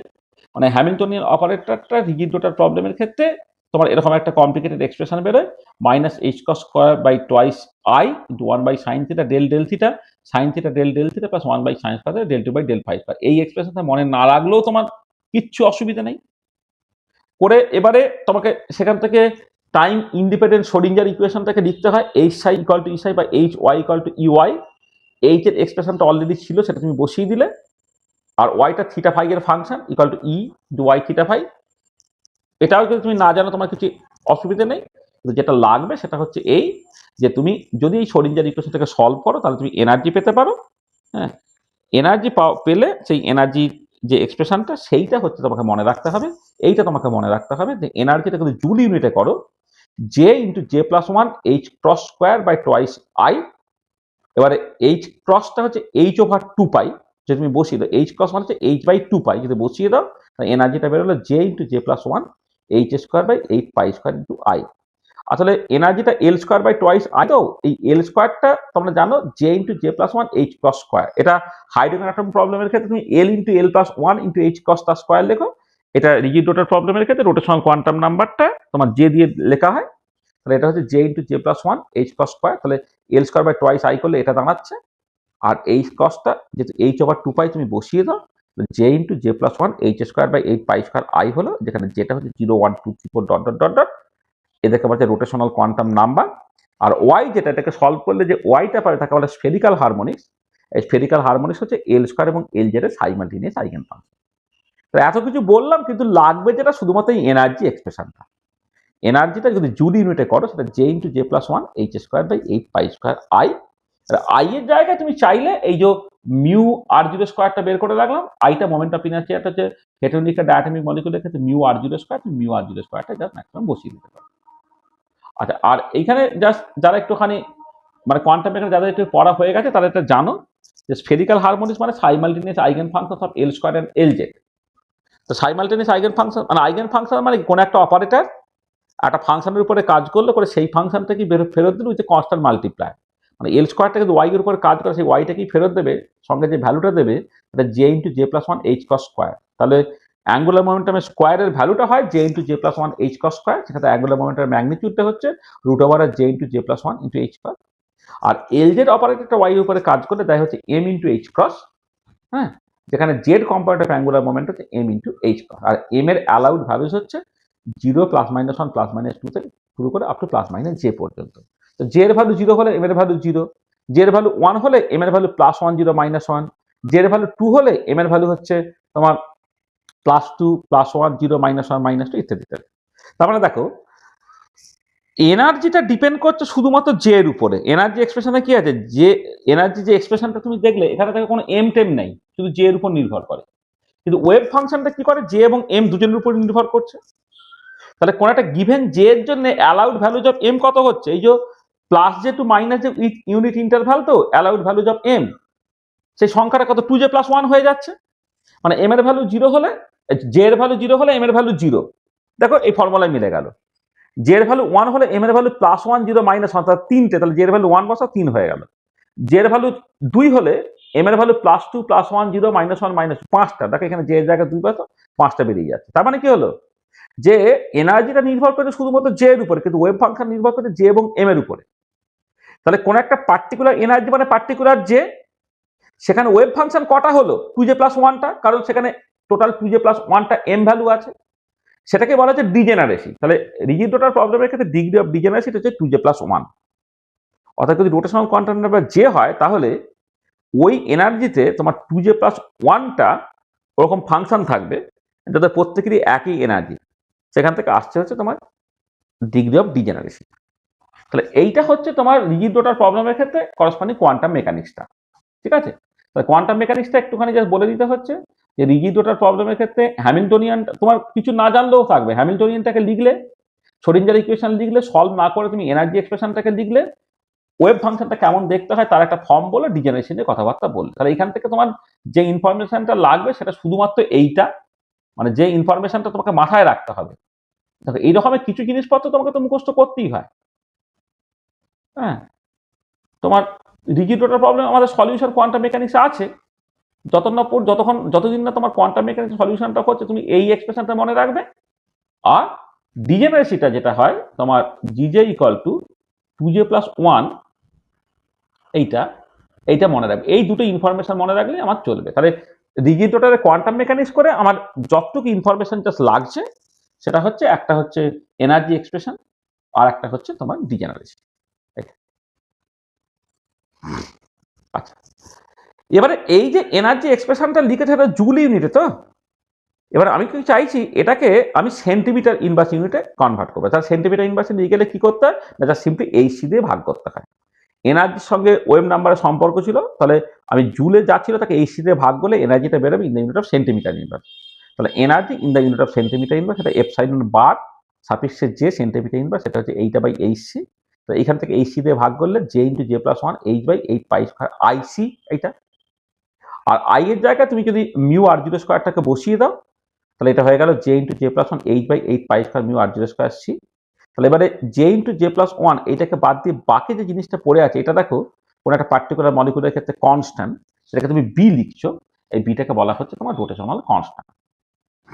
আচ্ছা, তাহলে বিটা হচ্ছে এই পার্টিকুলার ক্ষেত্রে h/8π² mu r0 square c, এটা হচ্ছে রোটেশনাল কনস্ট্যান্ট, যার ইউনিটটা হবে কি, জে এর যেহেতু কোনো ইউনিট নেই তাহলে এর ইউনিট হচ্ছে সেন্টিমিটার ইনভার্স হবে। তাহলে এর ইউনিট হচ্ছে বি, সেটা হচ্ছে তোমার সেন্টিমিটার ইনভার্স। আচ্ছা, এবার এটাকে বি নাম দেওয়া হলো কেন? আসলে বি নাম দেওয়া হলো তার কারণটা হচ্ছে যে তুমি যখন বিভিন্ন অ্যাক্সিস বরাবর রোটেশনটাকে করছো, A axis, B axis, C axis, তার মতো করে মোমেন্ট অফ ইনার্সিয়া গুলো আই এ, আইবি, আইসি লিখেছিলে। এবারে যদি h/8π² IAC হয়, সেইটা একটা রোটেশনাল কনস্ট্যান্টকে ক্যাপিটাল এ দিয়ে রিপ্রেজেন্ট করা হচ্ছে। h/8π² IBC হলে সেটাকে বি দিয়ে রিপ্রেজেন্ট করা হচ্ছে, আর h/8π² ICC হলে সেটাকে তোমাকে সি দিয়ে রিপ্রেজেন্ট করা হচ্ছে। মানে তিনটে ইন্ডিপেন্ডেন্ট অ্যাক্সিস বরাবর রোটেশনের জন্য তিনটে ডিফারেন্ট মোমেন্ট অফ ইনার্সিয়া, তার মতো করে তিনটে ডিফারেন্ট রোটেশনাল কনস্ট্যান্ট এ, বি আর সি। এবার আমি যে মলিকুলটাকে কনসিডার করছি সেটা মলিকুলটা লিনিয়ার মলিকুল। লিনিয়ার মলিকুলের ক্ষেত্রে তো আই এটা 0, মানে এর কোনো মাথামুন্ডু নেই। আর বি আর সি, তা আইবি আর আইসি তারা সমান ছিল লিনিয়ার মলিকুলের ক্ষেত্রে, সেখানে এই রোটেশনাল কনস্ট্যান্ট বি, সি তারা কিন্তু অ্যাকচুয়ালি তোমার সমান। এবারে এটাকে জাস্ট বি দিয়েই লেখা হচ্ছে, মানে যখন তোমার ধর অ্যাসিমেট্রিক টপ মলিকুল হবে তখন আইএ, আইবি, আইসি আলাদা, তখন তোমার তিনটে রোটেশনাল কনস্ট্যান্ট লাগবে, একটা এ, একটা বি, একটা সি। কিন্তু আমাদের যেহেতু হেটেরোনিক ডায়াটমিক মলিকুলটাই শুধুমাত্র সিলেবাসের মধ্যে আছে, সেক্ষেত্রে একটাই রোটেশনাল কনস্ট্যান্ট, সেটা তুমি বিও লিখতে পারো, সিও লিখতে পারো, তাকে কনভেনশনালি বি লেখে। ঠিক আছে, তাহলে দেখো এই যে এনার্জি এক্সপ্রেশনটাকে যেটা তোমার জুল ইউনিটে ছিল সেটাকে তুমি সেন্টিমিটার ইনভার্সে লিখে রাখলে। তাহলে এই যে এক্সপ্রেশনটা, এই এক্সপ্রেশনটা ভেরি ভেরি ইম্পর্টেন্ট এক্সপ্রেশন, এই এক্সপ্রেশন তোমাকে মাথায় রাখতে হবে। মানে যেটা জুল ইউনিটে ছিল তাকে তুমি এইচসি দিয়ে ভাগ করে দিয়েছো, এইচসি দিয়ে ভাগ করে তোমার এই কোয়ান্টাম নাম্বার যেটা j × j+1 বাদ দিয়ে বাকি যে পুরো জিনিসটা আছে সেটা সেন্টিমিটার ইনভার্সের ইউনিটে থাকবে, এবং সেই পুরোটাকে একটা কনস্ট্যান্ট বলছে, যাকে বলছে রোটেশনাল কনস্ট্যান্ট। আচ্ছা, এবারে energy gap between two levels in the unit of centimeter inverse will directly give the transition frequency in centimeter inverse। মানে কেউ বলতেই পারে যে এনার্জিটা জুল থেকে আমি সেন্টিমিটার ইনভার্সে নিয়ে গেলাম কেন। নিয়ে গেলাম তার কারণটা হচ্ছে, যখন তুমি আলটিমেটলি স্পেকট্রোস্কোপি দেখবে, তোমাকে কি করতে হবে, দুটো পাশাপাশি লেভেলের মধ্যে এনার্জি গ্যাপটাকে ক্যালকুলেট করতে হবে। তাকে যদি এইচ দিয়ে ভাগ করো ফ্রিকোয়েন্সি দেয়, যেটা হচ্ছে সেকেন্ড ইউনিট বা হার্জ ইউনিটে। আর যদি এইচ সি দিয়ে ভাগ করো, তাহলে যে ফ্রিকোয়েন্সিটা দিল, যেটা বেসিক্যালি ওয়েভ নাম্বার, এই ওয়েভ নাম্বারটাকে তোমার অনেক সময় বলা হয় ফ্রিকোয়েন্সি ইন সেন্টিমিটার ইনভার্স। এই ফ্রিকোয়েন্সি ইন সেন্টিমিটার ইনভার্স মানে বেসিক্যালি ওয়েভ নাম্বার, আর ফ্রিকোয়েন্সি ইন সেকেন্ড ইনভার্স মানে বেসিক্যালি সত্যি সত্যি ফ্রিকোয়েন্সি হার্জ। তাহলে আমি যখন দুটো লেভেলের মধ্যে এনার্জি গ্যাপ ক্যালকুলেট করবো জুল ইউনিটে, তাকে এইচসি দিয়ে ভাগ করলে তবে ট্রানজিশন ফ্রিকোয়েন্সিটা পাওয়া যাবে। তাহলে এই এইচসি দিয়ে পরে ভাগ করার বদলে আমি প্রথমেই এইচসি দিয়ে ভাগ করে এনার্জিটাকে সেন্টিমিটার ইনভার্সে লিখে রাখলাম, যাতে করে যখন তুমি এনার্জি গ্যাপটাকে ক্যালকুলেট করবে in the unit of centimetre ইনভার্সে, অটোমেটিক্যালি হচ্ছে তোমার ট্রানজিশন ফ্রিকোয়েন্সি দিয়ে দেবে ইন দ্য সেন্টিমিটার ইনভার্স, বা ওয়েভ নাম্বার দিয়ে দেবে in the unit of centimetre inverse. সেই জন্য তোমার আগে থেকেই এই এইচসি দিয়ে ভাগ করে তাকে সেন্টিমিটার ইনভার্স ইউনিটে বের করে রেখে দেওয়া হচ্ছে। ঠিক আছে, বুঝতে পেরেছো? মানে কেন আমি এনার্জিটাকে জুল থেকে সেন্টিমিটার ইনভার্সে লিখে রাখলাম, বুঝতে পেরেছো তো? হ্যাঁ আচ্ছা, আর এবারে দেখো, এবারে হচ্ছে এই যে এনার্জি এক্সপ্রেশনটা আছে, এখানে জে এর ভ্যালুগুলো কি কি হয়। জে এর যে অ্যালাউড ভ্যালুগুলো রোটেশনাল কনস্ট্যান্ট, তো রোটেশনাল কনস্ট্যান্ট অ্যালাউড ভ্যালু হচ্ছে J equal to 0, 1, 2, 3 dot dot dot dot. এবার আমি এই এক্সপ্রেশনে জে এর ভ্যালুগুলোকে বসাচ্ছি। তাহলে জে এর ভ্যালু 0 বসালাম, তাহলে এনার্জিটা 0 বেরোলো। জে এর ভ্যালু 1 বসালে, এখানে জে এর ভ্যালু 1 বসাও, তাহলে 1 × 1 + 1 তার 2b হয়ে যাচ্ছে। জে এর ভ্যালু 2 বসাও, 2 × 2 + 1 6b হয়ে যাচ্ছে। 3 বসাও, 3 × 3 + 1 12b হয়ে যাচ্ছে। 4 বসাও, 4 × 4 + 1 মানে 4 × 5 মানে 20b হয়ে যাচ্ছে। তার মানে জে এর বিভিন্ন ভ্যালুগুলোকে বসালে এনার্জিগুলো হচ্ছে 0, 2b, 6b, 12b, 20b ইত্যাদি দাঁড়াচ্ছে। তাহলে দেখো, তাহলে আমি যদি এনার্জিটা এই বরাবর যদি এনার্জিটাকে প্লট করি, তাহলে জে এর বিভিন্ন ভ্যালুর জন্য এনার্জিগুলো দেখো 0 হচ্ছে, 2b হচ্ছে, 6b হচ্ছে, 12b হচ্ছে, 20b হচ্ছে অ্যান্ড সো অন। এটা তাহলে এবারে দেখো, এই 0 থেকে 1 এর মধ্যে যে এনার্জি গ্যাপটা, সেটা হচ্ছে 2b। 1 থেকে 2 এর এনার্জি গ্যাপটা 4b, 2 থেকে 3 এর এনার্জি গ্যাপটা 6b, 3 এর ক্ষেত্রে 4 এনার্জি গ্যাপটা হচ্ছে তোমার 8b। তার মানে পরিষ্কার বোঝা যাচ্ছে যে spacing between two successive energy level increases with increase in rotational quantum number. তাহলে for rigid rotor spacing between two successive energy level increases with increase in rotational quantum number. সেটা তুমি জাস্ট কতগুলো ভ্যালু ক্যালকুলেট করে energy গ্যাপগুলো দেখে পরিষ্কারভাবে তুমি বুঝতে পারছো। আচ্ছা, এবার আমি যদি পাশাপাশি দুটো লেভেলের মধ্যে এনার্জি গ্যাপের একটা জেনারেল ফর্মুলা বের করি, spacing between two successive energy level, delta epsilon যদি জে থেকে জে প্লাস 1, হ্যাঁ, মানে জে লেভেল থেকে জে প্লাস 1 লেভেল, এবার পাশাপাশি দুটো লেভেলের মধ্যে যে এনার্জি গ্যাপ, হ্যাঁ, সেটা আমি বের করতে চাইছি।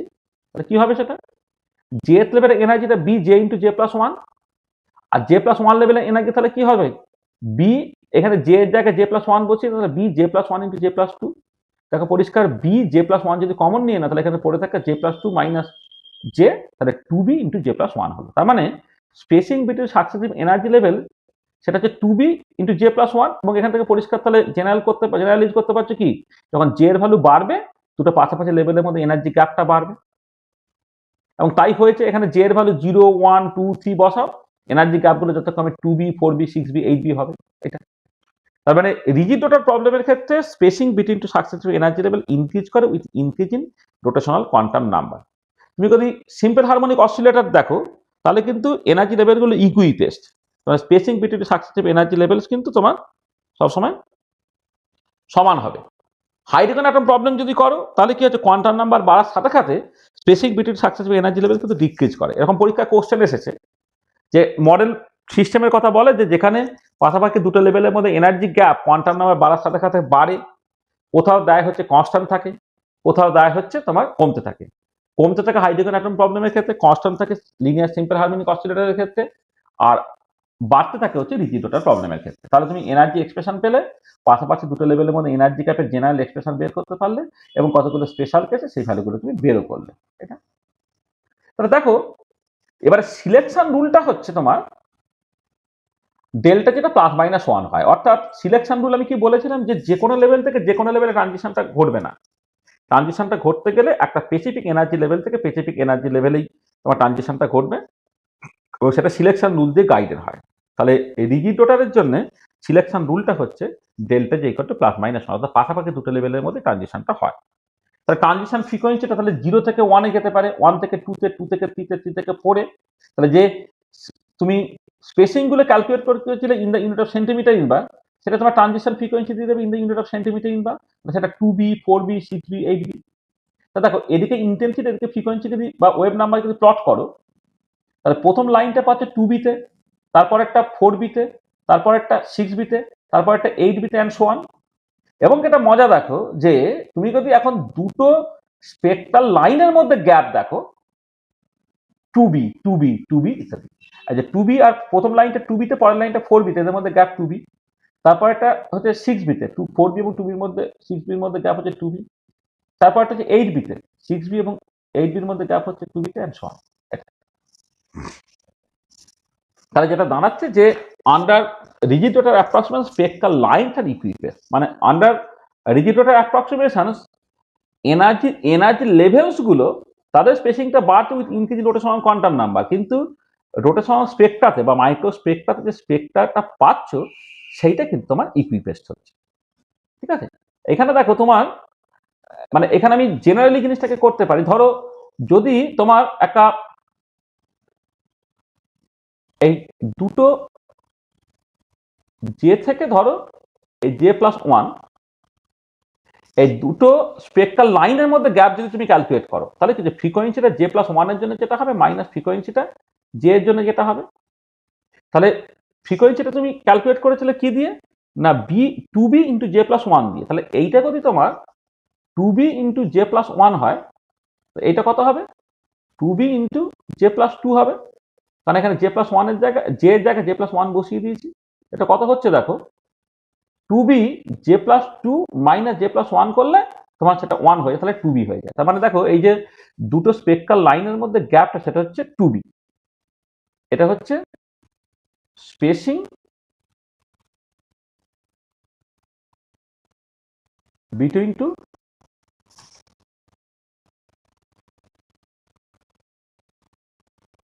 সাকসেসিভ স্পেকট্রাল লাইন, সেটা হচ্ছে 2b। এবং দেখো এইখানে তুমি দেখতে পাচ্ছ, তার মানে যদি তুমি rigid rotor approximation rotational spectroscopy করো, তাহলে তুমি কিছু ইকুইপেস্ট স্পেকট্রাল লাইন পাবে, ইকুইপেস্ট স্পেকট্রাল লাইন পাবে, যেখানে দুটো লাইনের মধ্যে গ্যাপ হচ্ছে 2b। দেখো তাহলে আমি এই রিজিড রোটারটাকে মডেল ধরে তার এনার্জি এক্সপ্রেশনটাকে কাজে লাগালাম। সেই এনার্জি এক্সপ্রেশনটা জুল ইউনিটে ছিল, তাকে এইচসি দিয়ে ভাগ করে দিয়ে আমি সেন্টিমিটার ইনভার্সে নিয়ে চলে গেলাম।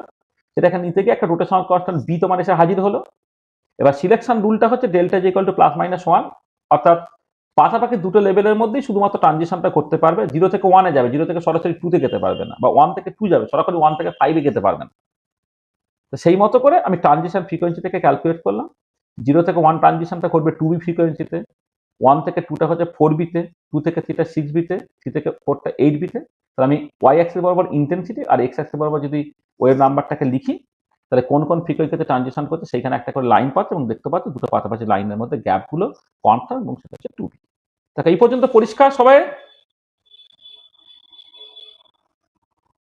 ঠিক আছে? হ্যাঁ স্যার। হ্যাঁ স্যার।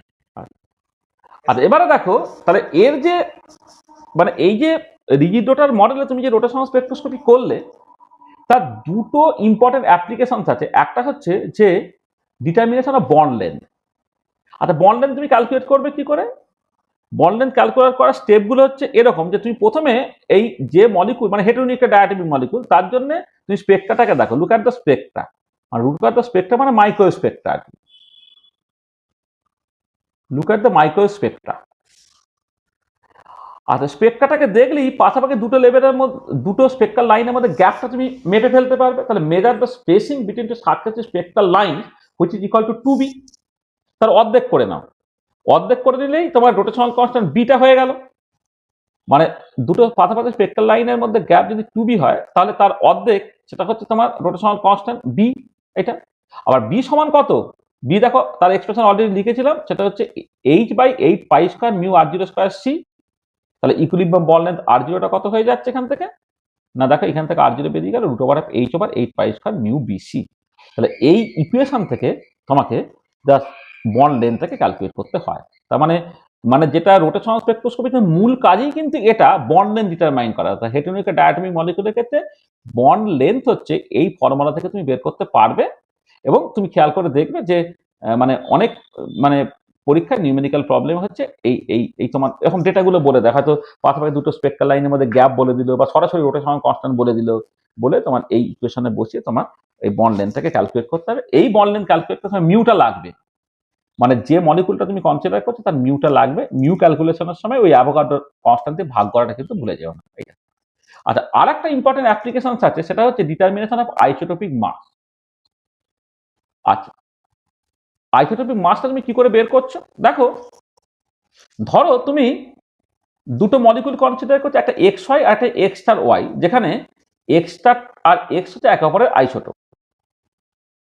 আচ্ছা, এবারে আমি ধরে নিচ্ছি এখানে যে এই আইসোটোপ দিয়ে সাবস্টিটিউট করলে না বন্ড লেন্থের কোনো চেঞ্জ হয় না, মানে এরও যা বন্ড লেন্থ এরও তাই বন্ড লেন্থ, এটা আমি অ্যাজিউম করে নিচ্ছি। তাহলে এবার আমাকে এক্স ওয়াই এরও স্পেকট্রাটাকে দেখতে হবে। Look at the microspectra, look at the microspectra of both xy and x star y। দুজনের মাইক্রোস্পেকট্রাকে দেখো। আচ্ছা, দুজনের জন্যই measure the spacing between two successive energy levels.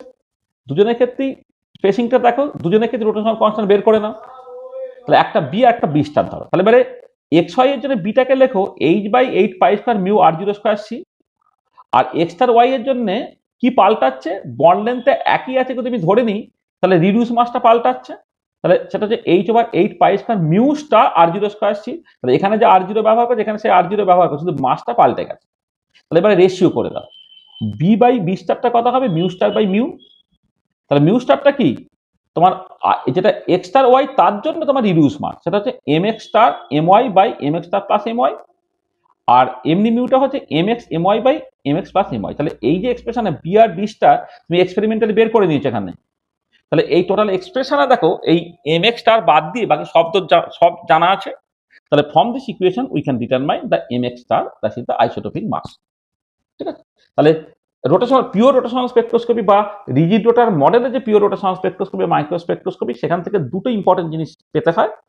একটা হচ্ছে তোমার ওই বন্ড লেন্থটাকে বের করা, আর 2 নম্বর হচ্ছে যদি আইসোটোপ দিয়ে সাবস্টিটিউট করা হয় তাহলে আইসোটোপিক মাসটাকে বের করা। তাহলে এই হচ্ছে তোমার রিজিড রোটার মডেলে যে মাইক্রোস্পেকট্রোস্কোপি করা সেটা। তাহলে যা বলেছি দেখো, কোথাও কিছু বুঝতে অসুবিধা হলো কিনা, এবং রোটেশনাল স্পেকট্রোস্কোপি বা মাইক্রোস্পেকট্রোস্কোপি করে কি লাভ হলো, এই পর্যন্ত তোমার কাছে পরিষ্কার? ঠিক আছে? হ্যাঁ স্যার। আচ্ছা আচ্ছা, এবারে এই যে মডেলটা, এই মডেলের কিন্তু একটা লিমিটেশন আছে। লিমিটেশনটা কি? লিমিটেশনটা হচ্ছে যদি তুমি এক্সপেরিমেন্টালি দেখো, দেখা যাচ্ছে যে এই যে পাশাপাশি দুটো স্পেকট্রাল লাইনের মধ্যে গ্যাপগুলো পুরো ফিক্সড ধরেছিল না, টু বি করে, কিন্তু বাস্তবে দেখা যাচ্ছে যে spacing between two successive energy level সেটা বেসিক্যালি তোমার ডিক্রিজ করছে with increase rotational quantum number. তাহলে রিজিড রোটার মডেলে কি ধরা হয়েছিল যে the bond is so strong that during rotation bond length does not change at all. Under rigid rotor model spacing between two successive spectral lines is constant, it is equal to 2b। সেক্ষেত্রে rotational constant beta তুমি বের করে ফেলতা, মানে যেখানে beta হচ্ছে h/8 pi square mu R zero square C. But experiment shows that spacing between two successive spectral lines gradually decreases with increase in rotational quantum number J.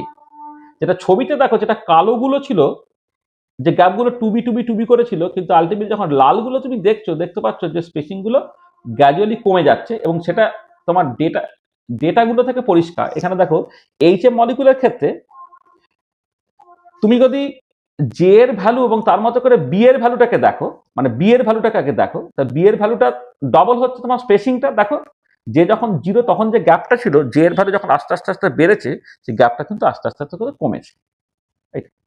তাহলে আমরা এবারে বোঝার চেষ্টা করি, তার মানে কি হলো দেখো, রিজিড রোটার মডেলে যেটা লিমিটেশন সেটা হচ্ছে এই যে রিজিড রোটার মডেলে স্পেকট্রাল লাইনগুলো ইকুইপেস্ট হওয়ার কথা, কিন্তু বাস্তবে দেখতে পাওয়া গেল যে স্পেকট্রাল লাইনগুলো ইকুইপেস্ট নয়। এবারে কারণটা কি? কারণটা হচ্ছে যে অ্যাকচুয়ালি না, তোমার ওই যে কোনো ডায়াটমিক মলিকুল তার যে বন্ডটা সেটা অতটা রিজিড নয়, অর্থাৎ বন্ডটা যে নন রিজিড, অর্থাৎ একটা ইলাস্টিসিটি আছে। এবার যখন তুমি যেটা বাড়াচ্ছ, মানে সে জোরে জোরে ঘোরাচ্ছ তাকে, তা জোরে করে যদি ঘোরাও তার একটা সেন্ট্রিফিউগাল ফোর্স থাকবে, সেন্ট্রিফিউগাল ফোর্স থেকে কিন্তু বন্ডটা বড় হয়ে যাওয়ার কথা। হ্যাঁ, মানে যে ভাবে যখন কম সেটা আস্তে আস্তে ঘুরছে, তার যা বল লেন্থ হবে, যে যখন বেড়ে গেল তার অ্যাঙ্গুলার ভেলোসিটি বেড়ে গেল, সে কিন্তু আরো জোরে জোরে ঘুরবে, জোরে জোরে করে একটা সেন্ট্রিফিউগাল ফোর্স অপকেন্দ্র বল কাজ করবে। অপকেন্দ্র বল কাজ করার জন্য বল লেন্থটা স্ট্রেসড হয়ে যাবে, বলটা স্ট্রেসড হয়ে যাবে, বল লেন্থটা বেড়ে যাবে। অর্থাৎ বাস্তবে কিন্তু তোমার বন্ডটা নন রিজিড, নট রিজিড। তাহলে in reality bonds are not rigid, there is an elasticity during the rotation, there is centrifugal distortion. With increasing rotational quantum number, angular momentum as well as angular velocity increases. কেমন করে দেখো, angular momentum এলটা তো root over of J into J plus one H cross, তাহলে J এর value বাড়লে কি হচ্ছে, এল বাড়ছে, আর ওমেগাটা যেহেতু এল বাই আই, মানে এলটা তো আই ওমেগা, তাহলে ওমেগাটা হচ্ছে এল বাই আই, তাহলে যে ভ্যালু বাড়লে অ্যাঙ্গুলার ভেলোসিটি ওমেগাটাও বাড়ছে। সেন্ট্রিফিউগাল ফোর্সটা কত, এফ হচ্ছে M V square by R, V সমান আবার ওমেগা ইন্টু আর যদি বসিয়ে তাহলে M omega square by R. তার মানে পরিষ্কার বোঝা যাচ্ছে যে with increasing centrifugal force bond length increases, centrifugal force যত বাড়বে বন্ড লেন্থটা তত মানে ইনক্রিজ করবে। এবারে দেখো বিটাকে তো H over eight pi square mu R zero square C, তার মানে যত তোমার বন্ড লেন্থটা ইনক্রিজ করবে বি এর ভ্যালু তত কমবে, আর বি এর ভ্যালুটা তোমার তো দুটো পাশাপাশি যে স্পেসিংটা তার অর্ধেক হয়, তার মানে বি এর ভ্যালু কমে গেলে হয়তো দুটো পাশাপাশি যে স্পেক্ট্রাল লাইনের মধ্যে গ্যাপটাও হচ্ছে তোমার কমবে, এটা খুব স্বাভাবিক। তাহলে দেখো, এবং সেটা এইচএফ এর ক্ষেত্রে সেটা তুমি দেখতে পাচ্ছ, এইচএফ এর ক্ষেত্রে জে এর বিভিন্ন ভ্যালু, সেখান থেকে spacing between two successive spectral lines, এই spacing between two successive spectral lines যে গ্যাপটা, হ্যাঁ, যেটা তোমার অ্যাকচুয়ালি টু বি হওয়ার কথা ছিল আর কি, সেই ভ্যালুটা দেখো গ্র্যাজুয়ালি তোমার কমছে।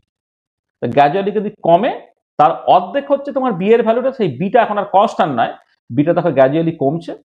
বিটা যদি কমে, এবারে বিটা যেহেতু তোমার এই ইকুয়েশন দিয়ে যাচ্ছে, মানে আর জিরোটা হচ্ছে root over of H over eight pi square mu B C, B এর ভ্যালু যদি কমতে থাকে তাহলে আর এর ভ্যালু দেখো তোমার বাড়ছে। দেখো যেখানে যে যখন জিরো, এইচ এফ এর ক্ষেত্রে বন্ড লেন্থ 92.9 পিকোমিটার ছিল, যে এর ভ্যালু যখন 10-11 হয়ে গেছে তখন সেটা 96.9 পিকোমিটার হয়ে গেছে, তখন পরিষ্কার বন্ড লেন্থটা বাড়ছে, তুমি দেখতে পাচ্ছ। মানে নেচারে সত্যি সত্যি এটা হয় যে যখন তুমি জে এর ভ্যালু বাড়াচ্ছ, অর্থাৎ যত জোরে জোরে ঘুরবে সেন্ট্রিফিউগাল ফোর্সের কারণে বন্ড লেন্থ তত বাড়বে, বন্ড লেন্থ বাড়লে হচ্ছে বি এর ভ্যালু তোমার কমবে, বি এর ভ্যালু কমলে হচ্ছে স্পেসিংটা কমবে। এবং সেটা এই এইচএফ এর ক্ষেত্রে আমি ডেটাগুলোকে দিয়ে পরিষ্কার তোমাকে দেখিয়ে দিচ্ছি, হ্যাঁ সত্যি সত্যি দিস ইজ দ্য ফ্যাক্ট, এটাই সত্যি। তার মানে রিজিড রোটার মডেল দিয়ে তোমার সবটা বুঝতে পারা গেল না, তাহলে উপায় কি, উপায় হচ্ছে তোমার নন রিজিড রোটার। আচ্ছা, এবার নন রিজিড রোটারের ক্ষেত্রে এনার্জি এক্সপ্রেশনটা দেখো, এই রিজিড রোটারের ক্ষেত্রে এনার্জিটা কিন্তু B J into J plus one, non rigid রোটারের ক্ষেত্রে কিছু কারেকশন চলে এসে, এটাকে বলে ফার্স্ট অর্ডার কারেকশন, এখানে সেকেন্ড অর্ডার কারেকশন, এটা থার্ড অর্ডার কারেকশন, এবং এই কারেকশন গুলো আস্তে আস্তে আস্তে কমতে থাকে।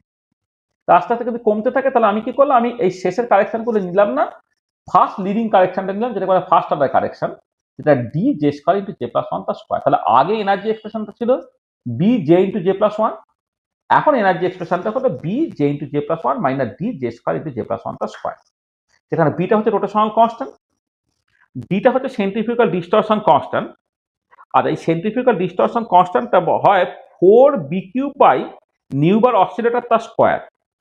দেখো এই নিউবার অসিলেটরের এক্সপ্রেশন দেখবে আমরা এরপরে যখন ভাইব্রেশন স্পেকট্রোস্কোপি করব বা আইগার স্পেকট্রোস্কোপি করবো, তোমার এমনি মনে থেকে যাবে, সেটা হয় 1/2πc root over of K by mu, এখানে মিউটা রিডিউস পাস আর কেটা হচ্ছে ফোর্স কনস্ট্যান্ট। তা তুমি যদি রোটেশনাল কনস্ট্যান্ট বি এর এক্সপ্রেশন জানো আর অসিলেটর ন্যাচারাল ফ্রিকোয়েন্সি নিউবার অসিলেটর তার এক্সপ্রেশনটা জানো, সেখান থেকে তুমি ডি এর এক্সপ্রেশনটা বের করে ফেলতে পারবে, যেটা বলে সেন্ট্রিফিউগাল ডিস্টরশন কনস্ট্যান্ট, এবং ডিটা হয় হচ্ছে 4 BQ বাই নিউবার অসিলেটর তার স্কয়ার। মানে আমি এখানে কিছু ইনফরমেশন বলছি, সেই ইনফরমেশনকে তোমাকে মেমোরাইজই করতে হবে। তার ডেরিভেশন আছে পার্টারবেশন থিওরি দিয়ে, এই এনার্জি এক্সপ্রেশনগুলো বের করতে পারা যায়, কিন্তু তোমাদের লেভেলে তোমার ওই এনার্জি এক্সপ্রেশনটা মনে রাখলেই চলবে, কি করে আসছে মনে রাখার দরকার নেই। তাহলে আগে যেটা ছিল B J into J plus one, এখন কিছুটা কমে গেল, minus D J square into J plus one তার স্কয়ার হয়েছে।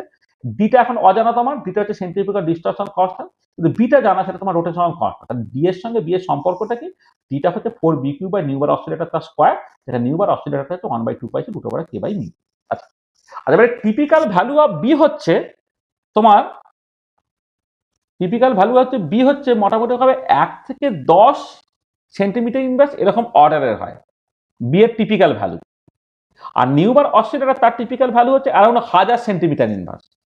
তাহলে ডি এর টিপিক্যাল ভ্যালু যদি 4 BQ by nu bar oscillator square করো, তাহলে এটা 4 × 10⁻⁻6 সেন্টিমিটার ইনভার্স এরকম, যখন বি এর ভ্যালু 1 ধরে নিয়ে যখন তুমি করছো, মানে বি এর ভ্যালু যদি 1 ধরে নাও, নিউবার অসিলেটর যদি 10⁻³ ধরে নাও, তাহলে ডিটা হয়ে যাবে হচ্ছে 10⁻6 এর অর্ডারে। তার মানে পরিষ্কার বুঝতে পারছো যে বি এর থেকে ডি কিন্তু অনেক অনেক ছোট। তো বি এর থেকে ডি যদি অনেক ছোট হয়, তাহলে জে এর ভ্যালু যখন কম, তখন এই সেন্ট্রিফিউগাল ডিস্টরশনের এফেক্টটা বা নন ডিজিটি এফেক্টটা খুব কম।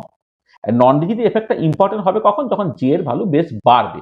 কারণ এখানে জে ইন্টু জে প্লাস 1 আছে, এখানে J square into J plus 1 তার স্কোয়ার আছে। তাহলে জে ভ্যালু বাড়লে এই সেকেন্ডে যে J square into J plus 1 স্কোয়ারটা তাড়াতাড়ি বাড়বে। এখানে বি এর থেকে ডি অনেক ছোট হওয়া সত্ত্বেও হচ্ছে সেকেন্ড টার্মটা সিগনিফিক্যান্ট হতে পারে, but this is only when rotational quantum number is sufficiently high. তাহলে আমি এই বি নিউবার তাদের টিপিক্যাল ভ্যালুর উপরে বেস করে আমি ডি এর টিপিক্যাল ভ্যালুটা কত হবে আমি বের করে ফেললাম। দেখলাম যে বি এর থেকে ডি হচ্ছে খুব ছোট, সেই জন্য এই ডি এর এফেক্টটা তোমার ইম্পর্টেন্ট হবে না যদি যেটা খুব ছোট হয়। ডি এর এফেক্টটা ইম্পর্টেন্ট হবে তখনই যখন হচ্ছে তোমার এটা অনেক বড়, মানে যখন হচ্ছে তোমার যেগুলো অনেক বড় এটা। তাহলে এবারে তুমি এই ডি এর এক্সপ্রেশনটা এইখান থেকে বের করে নিতে পারো যে 4BQ by nu bar oscillator square, তো বি এর এক্সপ্রেশনটা বসাবে, নিউবার অসিলেটর এক্সপ্রেশনটা বসাবে, বসালে তোমার ডি এর একটা কমপ্লিকেটেড এক্সপ্রেশন চলে আসবে, যে এক্সপ্রেশনটা তো মনে রাখা একটু অসুবিধে। সেই জন্য আমি সবসময় এইভাবেই মনে রাখি, ডিটা হচ্ছে 4BQ বাই নিউবার অসিলেটর তার স্কোয়ার। তো ভালো, তাহলে এবারে আমি কি করলাম যে এই যে এক্সপ্রেশনটা আছে, এই এক্সপ্রেশন আমি জে এর ভ্যালু বসিয়ে বসিয়ে এনার্জিগুলোকে ক্যালকুলেট করলাম। জে এর ভ্যালু 0 বসালাম, এনার্জিটা হচ্ছে 0, জে এর ভ্যালু 1 বসালে 2b - 4d, জে এর ভ্যালু 2 বসালে 6b - 36d, জে এর ভ্যালু 3 বসালে 12b - 144d, জে এর ভ্যালু 4 বসালে 20b - 400d। মানে আমি এখানে জাস্ট জে এর ভ্যালুটা 0, 1, 2, 3, 4 ইত্যাদি বসিয়েছি। আর এবারে পাশাপাশি দুটো লেভেলের মধ্যে যে এনার্জি গ্যাপটা, জে থেকে জে প্লাস 1 এর মধ্যে যে এনার্জি গ্যাপটা কিন্তু সেন্টিমিটার ইনভার্সে বের করো, তো এই দুটো গ্যাপ কত হচ্ছে 2b - 4d, এই দুটো গ্যাপ কত হচ্ছে 4b - 28d, এই দুটো গ্যাপ কত হচ্ছে 4b - 108d, এই দুটো গ্যাপ হচ্ছে 8b - 256d। মানে পরিষ্কার দেখো, যেটা আগে ছিল 2b 4b 6b 8b, এখন পরিষ্কার এই যে গ্যাপটা, এই গ্যাপটা কিন্তু দেখো মানে এটা কমছে, এটা 4d কমলো, এখানে 28d কমলো, এখানে 108d কমলো, এখানে 256d কমলো। তাহলে কিন্তু তুমি spacing between two successive spectral line করো, এটা তো এনার্জি লেভেলের মধ্যে গ্যাপ, তাহলে লাইন করে কি হবে না, এই তোমার ডেল্টা এপসাইলন বারটা জে থেকে জে প্লাস 1 এ গেলে জেনারেল এক্সপ্রেশন যেটা, মানে আমি এই যে এইগুলো কি হচ্ছে, মানে আমি যেটা বলছি যে spectral spacing between two successive spectral lines যখন তুমি করছো,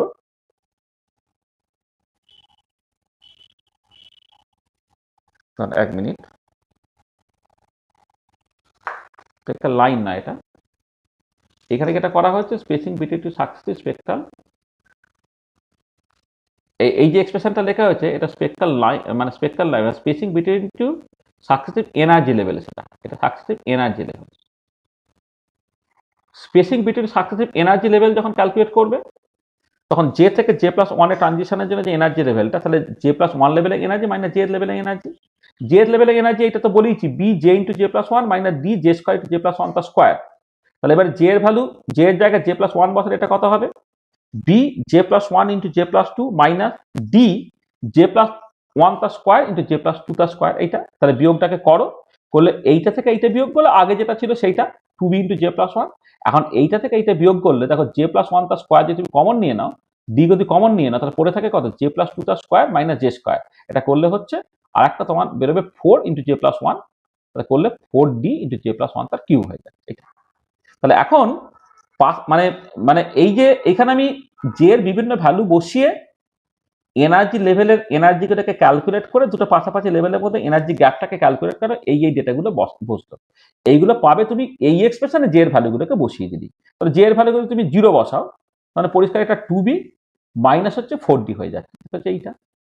জে এর ভ্যালু কিন্তু 1 বসাও, জে ভ্যালু 1 বসালে এইটা হয়ে যাচ্ছে 4b মাইনাস এটা 1 বসালে 2 তার কিউব মানে 8 আর 4 4 আসছে 32,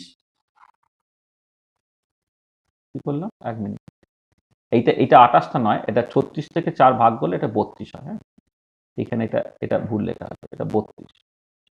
হ্যাঁ, এটা হচ্ছে তোমার এটা হচ্ছে জের জায়গায় যদি তুমি 1 বসিয়ে দাও তো 2 তার কিউব মানে 8, 4 আসতে 32 হলো।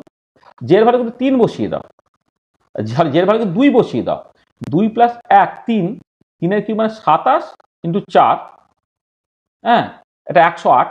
তাহলে হচ্ছে তোমার এটা হয়ে গেল 6b মাইনাস 1, মানে এই এক্সপ্রেশনে তুমি জের বিভিন্ন ভ্যালুগুলোকে বসিয়ে তুমি পাশাপাশি দুটো এনার্জি লেভেলের মধ্যে গ্যাপটাকে ক্যালকুলেট করলে এগুলি হচ্ছে তোমার এই সমস্ত এইগুলোতেই তোমার ট্রানজিশনটা ঘটবে। এটা আর এখানেও সিলেকশন রুলটা হচ্ছে তোমার delta J equal to plus minus 1, transition ফ্রিকোয়েন্সির এক্সপ্রেশনটা বেরোলো এইটা। এবারে ট্রানজিশন ফ্রিকোয়েন্সিগুলো তুমি জাস্ট ওই মানে এখানে যেটা ক্যালকুলেট করেছিলাম এই ফর্মুলা দিয়ে ক্যালকুলেট করলে কি যে প্রথম যেটা 2b তে ছিল এখন সেটা হয়ে যাবে 2b মাইনাস 4d তে। এটা হচ্ছে এটা এই যে 2b মাইনাস 4d তে, যেটা আগে 4b তে ছিল এখন হলো 4b মাইনাস 32d তে, যেটা আগে 6b তে ছিল এখন হলো 6b মাইনাস 108d তে। এবারে যদি তুমি গ্যাপগুলোকে ক্যালকুলেট করো, দেখো এই দুটো লাইনের মধ্যে গ্যাপ হচ্ছে 2b মাইনাস 28d, এই দুটো লাইনের গ্যাপ হচ্ছে 2b মাইনাস 76d, এই দুটো লাইনের মধ্যে গ্যাপ হচ্ছে 2b মাইনাস 148d, যেটা আগে ছিল 2b ছিল এখন হচ্ছে গ্যাপগুলো হয়ে যাচ্ছে দেখো এই এক্সপ্রেশন থেকে তোমার ঠিক হচ্ছে। মানে দেখো 2b থেকে 2b মাইনাস 28d, মানে এইটা যতটা এটা আরেকটু বেশি কম, এটা আরেকটু বেশি কম, তার মানে এই লাইনগুলো আরো তখন কাছাকাছি চলে আসছে। তাহলে যে এক্সপেরিমেন্টাল ফ্যাক্ট আমি দেখেছিলাম সেই এক্সপেরিমেন্টাল ফ্যাক্টটা ছিল কি, যা বাস্তবে দুটো পাশাপাশি স্পেকট্রাল লাইনের মধ্যে গ্যাপ হচ্ছে তোমার গ্র্যাজুয়ালি কমছে with increase in rotational quantum number, এবং সেইটা তোমার এই নন ডিজিট ডোটার মডেল যার এনার্জি এক্সপ্রেশনটা হচ্ছে এইটাকে কাজে লাগিয়ে আমি দেখালাম যে হ্যাঁ সত্যি দুটো স্পেকট্রাল লাইনের মধ্যে গ্যাপটা হচ্ছে তোমার কমছে।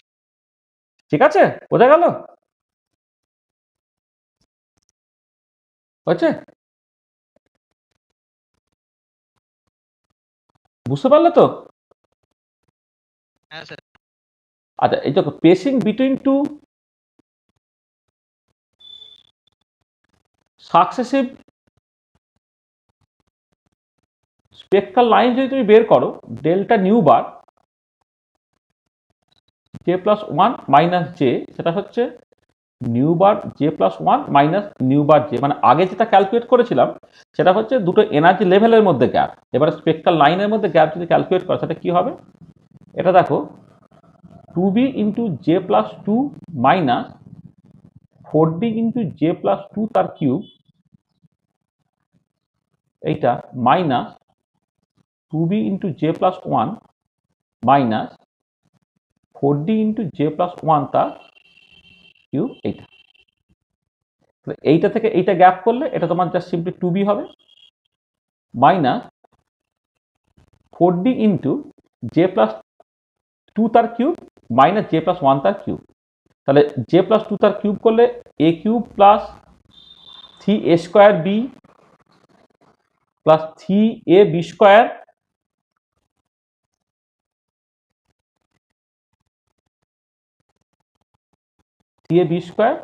প্লাস b কিউব, মানে জে প্লাস 2 তার হোল কিউবের ফর্মুলা কত, a cube plus 3a square b মানে 6j স্কোয়ার হলো প্লাস 3ab স্কোয়ার মানে 12j হলো প্লাস 2 এর কিউব 8 হলো মাইনাস এইটা করলে a cube minus 3a square b minus 3ab square minus b cube. এইটা এটা এটা করলে কত বেরোচ্ছে তোমার 2b মাইনাস, দেখো এখানে জে কিউব কেটে চলে যাবে তোমার, হ্যাঁ তাহলে এই যে পার্টটা হয়ে যাচ্ছে মাইনাস 4d ইন্টু এটা কত হচ্ছে 6j square minus 3j square, তাহলে 3j স্কোয়ার হলো 12j মাইনাস 3j মানে প্লাস 9j হলো, আর এখানে 8 মাইনাস 1 মানে প্লাস 7 হলো। এইটা তাহলে তুমি যদি জে এর ভ্যালু দেশে 1 বসাও তাহলে কত হচ্ছে 3 9 3 12, জে এর ভ্যালু জে এর ভ্যালু প্রথমে যদি 0 বসাও, জে এর ভ্যালু 0 বসালে কত এখানে 7 হচ্ছে, তার 4 7 28 হয়ে গেল। জে এর ভ্যালু যদি 1 বসাও তাহলে হচ্ছে 1 স্কোয়ার মানে 3 হচ্ছে, এখানে 9 হচ্ছে আর 7 হচ্ছে, তাহলে 19 হলো, আর 4 দিয়ে গুণ করে 76 হচ্ছে। মানে এই যে এক্সপ্রেশনটা বের করলে তুমি এই এক্সপ্রেশন দিয়ে তুমি দুটো স্পেকট্রাল লাইনের মধ্যে গ্যাপটা তুমি বের করে ফেলতে পারছো। ঠিক আছে, তাহলে দেখো, তাহলে রিজিড রোটারের যে লিমিটেশন ছিল সেই লিমিটেশনটা তুমি নন রিজিড রোটার দিয়ে এক্সপ্লেন করে ফেলতে পারতে। মানে অ্যাকচুয়াল স্পেকটাতে তো সত্যি সত্যি দুটো স্পেকট্রাল লাইনের মধ্যে গ্যাপগুলো থ্রু আউট কনস্ট্যান্ট নয়, যে ভ্যালু বাড়ার সাথে সাথে দুটো পাশাপাশি স্পেকট্রাল লাইনের মধ্যে গ্যাপটা কমছে, এবং নন রিজিড রোটার মডেলে সেটা তুমি এক্সপ্লেন করে ফেলতে পারলে। আর এর অ্যাপ্লিকেশনটা কি? আর অ্যাপ্লিকেশনটা এক্ষেত্রে একটু বেশি অ্যাপ্লিকেশন আছে। ধরো তুমি তুমি এক্সপেরিমেন্টাল স্পেকট্রাটাকে দেখলে, এর পাশাপাশি তিনটে স্পেকট্রাল লাইন তার ফ্রিকোয়েন্সিটা তুমি জাস্ট মেপে নিচ্ছ। আর টেক দ্য মানে look at the experimental spectra, take the frequencies of any 3 consecutive lines, then apply the following formula. এবারে কনজিকিউটিভ লাইনের ফ্রিকোয়েন্সির ফর্মুলা হচ্ছে এইটা, এই যে ফ্রিকোয়েন্সির যে ফর্মুলাটা তুমি পেয়েছো এইটা তো ফ্রিকোয়েন্সি ফর্মুলা। তাহলে পরপর তিনটে যদি দেখো, তাহলে একটা জে লেভেল থেকে ট্রানজিশন, একটা J+1 লেভেল থেকে, একটা J+2 লেভেল থেকে। তাহলে আমি একটা সেটাকে করলে এই এই এই তিনটে ইকুয়েশন তুমি পাবে। মানে এই যে তোমার ট্রানজিশন ফ্রিকোয়েন্সির যে এক্সপ্রেশনটা তুমি পেয়েছো, এইখানে যে এই যে এক্সপ্রেশনটা তুমি পেয়েছো, সেটা জে লেভেল থেকে J+1 লেভেলে ট্রানজিশনের জন্য। তাহলে পরপর তিনটে লাইন যখন কনসিডার করছো, তার পরের লাইনটা কি হবে? পরের লাইনটা হচ্ছে তোমার J+1 থেকে, তারপরটা J+2 থেকে। তাহলে জে এর জায়গায় একবার জে বসাও, একবার J+1 বসাও, একবার J+2 বসাও, করে তুমি জাস্ট তিনটে এরকম ইকুয়েশন পেয়ে গেলে। এবার তিনটে ইকুয়েশনে তিনটে আননোন, মানে এইগুলো তো তুমি তো এক্সপেরিমেন্টালি পেয়ে গেছো। তাহলে এখানে কি বি, ডি আর জে, এই তিনটা unknown. We have 3 equations and 3 unknowns. সেখানে আমরা বি, ডি, জে তাদেরকে ইউনিকলি মাপতে পারবো। আচ্ছা, বি যখনই মেপে ফেললাম, অর্থাৎ রোটেশনাল কনস্ট্যান্ট পেয়ে গেছি, রোটেশনাল কনস্ট্যান্ট পেয়ে গেলে সেইখান থেকে যেমন রিজিড রোটার অ্যাপ্রক্সিমেশন তুমি বন্ড লেন্থ এবং আইসোটোপিক মাস বের করতে পারো, সেটা তুমি করে ফেলতে পারবে। আচ্ছা, এবারে তুমি ডি পেয়ে যাচ্ছ, এখান থেকে তুমি ডিও পেয়ে যাচ্ছ ইকুয়েশন থেকে। বি আর ডি যদি একসাথে পাও, ডি যেহেতু 4BQ বা নিউবার অসিলেটর স্কয়ার, সেখান থেকে বি আর ডি এর এক্সপেরিমেন্টাল ভ্যালু থেকে নিউবার অসিলেটর তুমি বের করে ফেলতে পারবে। আবার নিউবার অসিলেটরটা হচ্ছে তোমার কি হয় না 1/2πc√k/μ, সেখান থেকে ফোর্স কনস্ট্যান্টটাকে বের করে ফেলতে পারবে, এইটা। এবং তার সঙ্গে সঙ্গে তুমি যেটা বের করে ফেলতে পারলে, অর্থাৎ কোন রোটেশনাল এনার্জি লেভেল থেকে ট্রানজিশনটা ঘটেছে, সেটাও তুমি পেয়ে যেতে পারলে। তাহলে এক্ষেত্রে অ্যাপ্লিকেশন হচ্ছে 3-fold। একটা হচ্ছে যে তোমাকে পাশাপাশি তিনটে স্পেকট্রাল লাইনের ফ্রিকোয়েন্সি মেপে নিতে হবে, পরে এই ফিটিং ফর্মুলা তোমাকে বসাতে হবে। তিনটে ইকুয়েশন, তিনটে আননোন, তুমি বি পেয়ে যাবে, ডি পেয়ে যাবে, জে পেয়ে যাবে। বি এর ভ্যালু থেকে যেমন করে রিজিড রোটারের ক্ষেত্রে বন্ড লেন্থ এবং আইসোটোপিক মাস পাওয়া যায়, সেটা তুমি পেয়ে যাবে। বি আর ডি দুজনের ভ্যালু থেকে নিউবার অসিলেটর ক্যালকুলেট করে সেখান থেকে ফোর্স কনস্ট্যান্ট পেয়ে যাবে। যদি এখানে ফোর্স কনস্ট্যান্টের ভ্যালুটা যেটা বেরোয়, তাতে একটা এরার থাকে, হ্যাঁ, কিন্তু যাই তুমি এটা পেয়ে যাবে। আর যে লেভেল থেকে জে এর ভ্যালু পেয়ে যাচ্ছে, মানে যে লেভেল থেকে ট্রানজিশনটা ঘটছে, সেটা তুমি বের করে ফেলতে পারলে। তাহলে এই থ্রিফোল্ড তার অ্যাপ্লিকেশন, ঠিক আছে, এইটা। আর লাস্ট একটা জিনিস জাস্ট করবো কুইকলি। আচ্ছা, শুধু এবারে এটা আমি যখন পড়েছিলাম, যখন বেসিক ডিসকাশনসটাকে করেছিলাম, তখন ইন্টেন্সিটিটা কার কার উপরে নির্ভর করে, অর্থাৎ পিক হাইটটা কার কার উপরে নির্ভর করে, সেইটা নিয়ে কিছু কথাবার্তা বলা হয়েছিল। তাহলে সেইটা এই রোটেশনাল স্পেকট্রোস্কোপিতে কেমন করে রেসপন্স করছে, সেটা একটু দেখো আমি এর আগে যে স্পেকট্রাল লাইনগুলো টেনেছি, হাইটটা কত কি হবে আমি জানি না বলে আমি হাইটটার জায়গাটা কেটে দিয়েছিলাম। এখানে হাইটটা কেটে দিয়েছি, হাইট বা রিলেটিভ হাইটটা আমি দেখাচ্ছি না, কিন্তু বাস্তবে হাইটটা কেমন হবে একটুখানি তোমার দেখে নিতে হবে। খুব সহজ ব্যাপার, খুবই সহজ ব্যাপার। সেটা হচ্ছে যে ইন্টেন্সিটিটা নির্ভর করে the relative population of the energy level from which transition take place. এটা দেখবে আমরা বলেছিলাম। এবং সেটা কি দিয়ে ঠিক হয়? সেটা হচ্ছে তোমার বোল্টজম্যান ডিস্ট্রিবিউশন ফর্মুলা দিয়ে ঠিক হয়। তাহলে এই যে রিলেটিভ পপুলেশনটা একটা কনস্ট্যান্ট, যে 2j+1, এটা e⁻⁻b(h)c j × j+1/kt। এই যে বোল্টজম্যান ডিস্ট্রিবিউশন ফর্মুলা তোমরা জানো, যে ith লেভেলে energy number of particles by zero লেভেলের নাম্বার অফ, মানে গাউ লেভেলের নাম্বার অফ পার্টিকেলস যদি n0 হয়, ith লেভেলের নাম্বার অফ পার্টিকেল যদি ni হয়, তাহলে ni/n0 সেটা হয় gi/g0 কিন্তু e⁻⁻∆ε⁰i/kt, যেখানে ∆ε⁰i হচ্ছে ith লেভেলের এনার্জি মাইনাস গাউন্ড লেভেলের এনার্জি, আর gi আর g0 হচ্ছে ith লেভেল এবং গাউন্ড লেভেলের ডিজেনারেসি গুলো। তাহলে এবারে আমি এই পার্টিকুলার কেসে গাউন্ড লেভেলটা নন ডিজেনারেট, কারণ জে এর ভ্যালু 0 হলে 2j+1 করলে সেটা নন ডিজেনারেট। jth লেভেলের ডিজেনারেসি কত? 2j+1। আর এনার্জি গ্যাপটা কত হবে? গাউন্ড লেভেলের এনার্জি এখানে 0, কারণ এনার্জি এক্সপ্রেশন যেটা রিজিড রোটারের ক্ষেত্রে তুমি পাচ্ছ। হ্যাঁ, ঠিক আছে। হ্যাঁ, দুটো লেভেলের মধ্যে দেখো এনার্জি গ্যাপ যখন তুমি ক্যালকুলেট করছো, এইটা সেটা হচ্ছে কি jth লেভেলের এনার্জি মাইনাস গ্রাউন্ড লেভেলের এনার্জি, jth লেভেলের এনার্জিটা কত, j into J plus one B H C, মানে আমি J into J plus one B লিখতাম যদি সেন্টিমিটার ইনভার্সে করতাম, তাহলে জুল ইউনিটে করলে কি হবে, J into J plus one BHC minus ground লেভেলের এনার্জি এখানে বসাটা কত, জিরো হয়ে যাবে, তাহলে কত হচ্ছে এটা তোমার BHC J into J plus one, এটা তাহলে jth লেভেল এবং গ্রাউন্ড লেভেলের মধ্যে এনার্জি গ্যাপটা হচ্ছে BHC J into J plus one. এটা আমি B into J into J plus one centimetre ইনভার্সে ছিল, কিন্তু এখানে এনার্জি তোমাকে জুল ইউনিটে ক্যালকুলেট করতে হবে, সেখানে আমি এইচসি দিয়ে গুণটাকে করে দিয়েছি। এটা আর ডিজেনারেসিটা দেখো, এই jth লেভেলের ডিজেনারেসিটা টু জে প্লাস ওয়ান, আর গ্রাউন্ড লেভেলের ডিজেনারেসিটা হচ্ছে তোমার বেসিক্যালি জিরো। তাহলে এইটা যদি এক্সপ্রেশনে বসাও, হ্যাঁ, তাহলে সেটা হচ্ছে two J plus one E to the power minus BHC J into J plus one by K. আর এবারে তুমি মজা দেখো যে জে এর বিভিন্ন ভ্যালুর জন্য টু জে প্লাস ওয়ান এর ভ্যালুটা বাড়তে থাকে।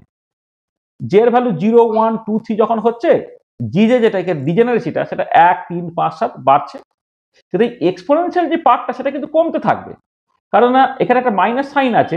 জে যত বাড়বে গ্রাউন্ড লেভেল থেকে জেথ লেভেলের মধ্যে এনার্জি গ্যাপ যেটা, সেই গ্যাপটা হচ্ছে হ্যাঁ এই যে গ্যাপটা যেটা, সেই গ্যাপটা দেখো তোমার কি হচ্ছে না আস্তে আস্তে আস্তে আস্তে বেড়ে যাবে। তাহলে বেড়ে যায় যদি, তাহলে এইটা মাইনাস সাইন আছে বলে এই ভ্যালুটা কমতে থাকবে, তার মানে ডিজেনারেসি ফ্যাক্টরটা বাড়ছে আর তোমার এ ভ্যালুটা হচ্ছে কমছে, মানে এক্সপোনেনশিয়ালি যেটা মানে ফ্যাক্টরটা এক্সপোনেনশিয়াল ফ্যাক্টর সেটা হচ্ছে কমছে। তাহলে গুণফলটা কি হবে, আচ্ছা গুণফলটা কি হবে না, মানে বেসিক্যালি এটা একটা পলিনোমিয়াল পার্ট, একটা এক্সপোনেনশিয়াল পার্ট, জিনিসটা প্রথমে বেড়ে তারপর কমবে। তুমি যদি একদম স্পেসিফিক কতকগুলো জে এর জন্য, মানে বি এর ভ্যালু একটা বলে দিলে, টেম্পারেচার ফিক্স বলে দিলে, তুমি একদম সত্যি সত্যি যদি ক্যালকুলেট করো তাহলে তুমি এটা দেখতে পাবে যে জে এর ভ্যালু বাড়ার সাথে সাথে প্রথমে এই পিজে বা ইন্টেন্সিটিটা প্রথমে বাড়ছে, এটা ম্যাক্সিমামে পৌঁছে তারপর সেটা কমছে। এইরকম একটা ছবি পাবে, মানে এটা একটা পলিনোমিয়াল পার্ট, একটা এক্সপোনেনশিয়াল পার্ট, লো যে ভ্যালুতে পলিনোমিয়াল পার্টটা ডমিনেট করে, হাই যে ভ্যালুতে এক্সপোনেনশিয়াল পার্ট ডমিনেট করে, তার মানে হচ্ছে তোমার এটা লিনিয়ারলি প্রথমে বাড়লো, এটা ম্যাক্সিমামে পৌঁছো, তারপর সেটা এক্সপোনেনশিয়ালি কমবে। তারপরে পরিষ্কার বোঝা গেছে এটা একটা ম্যাক্সিমা দিয়ে যাচ্ছে। তারপরে কোন যে ভ্যালুতে ইন্টেন্সিটি ম্যাক্সিমাম সেটা বের করার জন্য কি করতে হবে, তুমি ইন্টেন্সিটি যে এক্সপ্রেশনটা আছে একটা জে এর রেসপেক্টে ডেরিভেটিভ করে তুমি জিরো করবে, ডেরিভেটিভ করে তুমি যদি জিরো করো, সেইখান থেকে যে জে এর ভ্যালুটা বেরোচ্ছে সেইটা হচ্ছে root over of K T by 2bhc minus half. মানে এই অঙ্কটা জাস্ট একটুখানি দেখে নেবে, জাস্ট ইন্টেন্সিটির এই যে এক্সপ্রেশনটা ছিল সেটা হচ্ছে এইটাকে জে এর রেসপেক্টে ডেরিভেটিভ করছো, জে এর রেসপেক্টে ডেরিভেটিভ করে তুমি জিরো করলে তুমি সেইখান থেকে যে জে এর ভ্যালুটা পাচ্ছ সেটা root over of K T by 2bhc minus half. তাহলে এইটা হচ্ছে জে ম্যাক্স, অর্থাৎ রোটেশনাল কোয়ান্টাম নাম্বার, যেখান থেকে ট্রানজিশনটা হলে ইন্টেন্সিটিটা তোমার ম্যাক্সিমাম হয়। আর এখানে একটা ব্যাপার একটুখানি বোঝার দরকার আছে, সেটা হচ্ছে এই যে দেখো এই যে ডেরিভেটিভটাকে করেছো তুমি, ডেরিভেটিভটা করে তুমি মোরাললেস একটা কারেক্ট অ্যান্সার পাও, কিন্তু এই ডেরিভেটিভটা ইন প্রিন্সিপাল তুমি করতে পারো না। কেন পারো না? কারণটা হচ্ছে একবার তো কন্টিনিউয়াস ফাংশনে ডেরিভেটিভটা হয়, কিন্তু এখানে যে তুমি জে এর ভ্যালুগুলোকে ধরছো এবং তার মতো করে ইন্টেন্সিটির যে ভ্যালুগুলোকে বলছো সেগুলো তো কন্টিনিউয়াস নয়। কন্টিনিউয়াস কোয়ান্টিটি না হলে তোমার ডেরিভেটিভ করার কথা নয়, তবু তুমি করেছো। করার জন্য ফাইনাল যে অ্যান্সারটা বেরোবে, জে এর ভ্যালুটা তো তোমার একটা পজিটিভ ইন্টিজার হওয়ার কথা, তাই না? 0 1 2 3 4 কিছু একটা ইন্টিজার হওয়ার কথা, কিন্তু এই এক্সপ্রেশন থেকে জে এর যে ভ্যালুটা বেরোবে সেটা যে ইন্টিজার বেরোবে এর কোনো বাধ্যবাধকতা নেই, কোনো একটা ফ্র্যাকশনে বেরিয়ে যেতে পারে। ইন দ্যাট কেস তোমাকে যেটা করতে হবে, তুমি নিয়ারেস্ট ইন্টিজারটা তুমি নেবে আর কি। তো here we have assume that I J is a continuous function of J, সেই জন্য তুমি ডেরিভেটিভটাকে করতে পেরেছো, but this is not true. Hence the value of J max may appear as a fraction. তখন we have to take the nearest integer value for the correct J max. তাহলে এইটা একটা অ্যাডিশনাল জিনিস তোমাকে একটু মাথায় রাখতে হবে। এটা আর তার সাথে সাথে জাস্ট ফাইনালি জিনিসটা দেখে নাও, চলো দুটো যদি আইসোটোপ থাকে, একটা সিও একটা মানে কার্বন মনোক্সাইড, একটা কার্বন 12 একটা কার্বনের 14, তাহলে এবারে রিডিউস মাসটা এর থেকে মাস বেশি বলে মিউ স্টারের মাসটা বেশি হয়ে গেল। এবারে বি যেহেতু h/8 pi square mu r0 square C, rotational কনস্ট্যান্টটা কি হচ্ছে রিডিউস মাসের সঙ্গে ইনভার্সলি প্রপোর্শনাল, যেহেতু যা রিডিউস মাস কম তার রোটেশনাল কনস্ট্যান্টটা বড়, আর রোটেশনাল কনস্ট্যান্ট যার বড় তার জে ম্যাক্সটা কম, কারণ জে ম্যাক্সটা দেখো বি এর স্কোয়ার রুটের সঙ্গে ইনভার্সলি প্রপোর্শনাল আছে। তার মানে এই কতগুলো জিনিস দেখো, যে যখন তুমি আইসোটোপ দিয়ে সাবস্টিটিউট করেছিল দুটো রিডিউস মাস পেলে একটা mu less than mu star, তোমার রোটেশনাল কনস্ট্যান্ট বিটা গ্রেটার দ্যান বি স্টার, তাহলে J max less than J max star. তার জন্য যদি আমি দুটো ছবি আঁকি, দেখো এর ক্ষেত্রে জে ম্যাক্স যা হবে, এর ক্ষেত্রে তোমার জে ম্যাক্সটা হচ্ছে তোমার বেশি হচ্ছে। তার মানে এইটা হচ্ছে তোমার জে ম্যাক্স স্টার, এইটা হচ্ছে জে ম্যাক্স।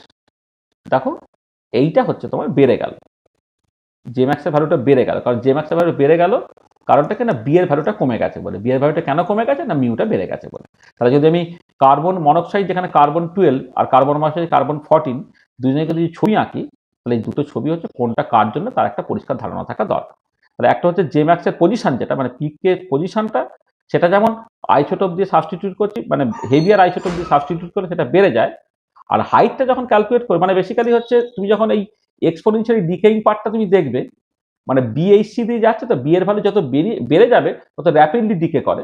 এখানে বি যার বেশি তার জন্য সেটা র্যাপিডলিও ডিকে করে। তাহলে দুটো আইসোটোপ যদি দেওয়া থাকে, তাহলে কোনটা কার জন্য ছবি সেই একটা পরিষ্কার ধারণা তোমার থাকতে হবে আর। ঠিক আছে, তাহলে এটা হচ্ছে বেসিক্যালি তুমি যেটা করলে, variation of I J versus J plot as a function of isotopic mass. মানে আইসোটোপিক মাস চেঞ্জ করলে তার ভেরিয়েশনটা কেমন হবে সেইটা এই ছবি থেকে পরিষ্কার হবে। তাহলে এই হচ্ছে অল অ্যাবাউট রোটেশনাল স্পেকট্রোস্কোপি। দেখো তাহলে আমরা যা করলাম তাতে কারো কিছু অসুবিধা থাকলে বলো।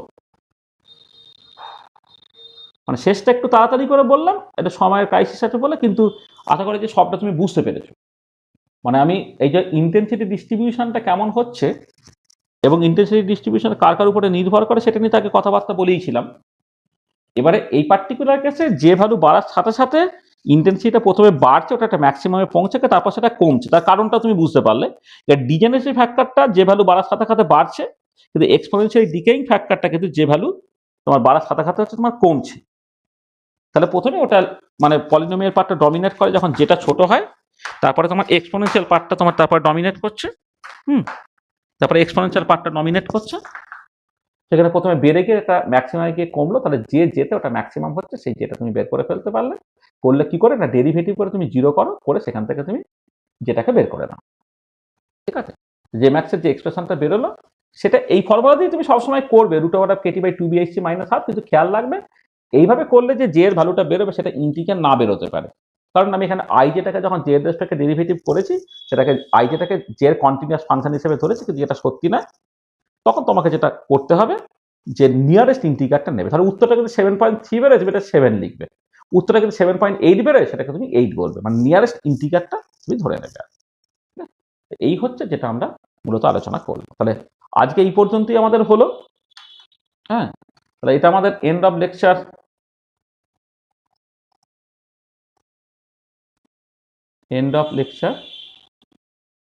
5। এমনিতে ক্লাসটা আমরা একটুখানি ছোট নিই, কিন্তু একটু সিলেবাস শেষ করার ব্যাপার আছে বলে আজকে ক্লাসটা একটু বেশি নিলাম। আবার দেখলাম শুধু রিজিড ডোটার প্রবলেমটা একদিন আর নন রিজিড ডোটার প্রবলেমটা একদিন বললে সেটা আবার কেমন একটা মানে খাপছাড়া টাইপের হয়ে যায়। ওই জন্য একটার কাছে পুরো জিনিসটাকে আমি বলে দিলাম। আর আগে এটাকে ছোট ছোট দুটো ক্লাসে ভাগ করে বলতাম, আজকে যেহেতু পিপিটি নিয়ে বললাম একটু তাড়াতাড়ি করে বলা গেল, দুটো জিনিস আমি একসাথে বলে দিচ্ছি। তোমাদের যদি কিছু বুঝতে অসুবিধা হয় তাহলে এখনো বলতে পারো, অথবা একবার দেখে নাও, দেখে নিয়ে যদি মনে করো যে পরের দিন বলবে তাও বলতে পারো। তাহলে বলো, কারো যদি কিছু অসুবিধা থাকে বলো।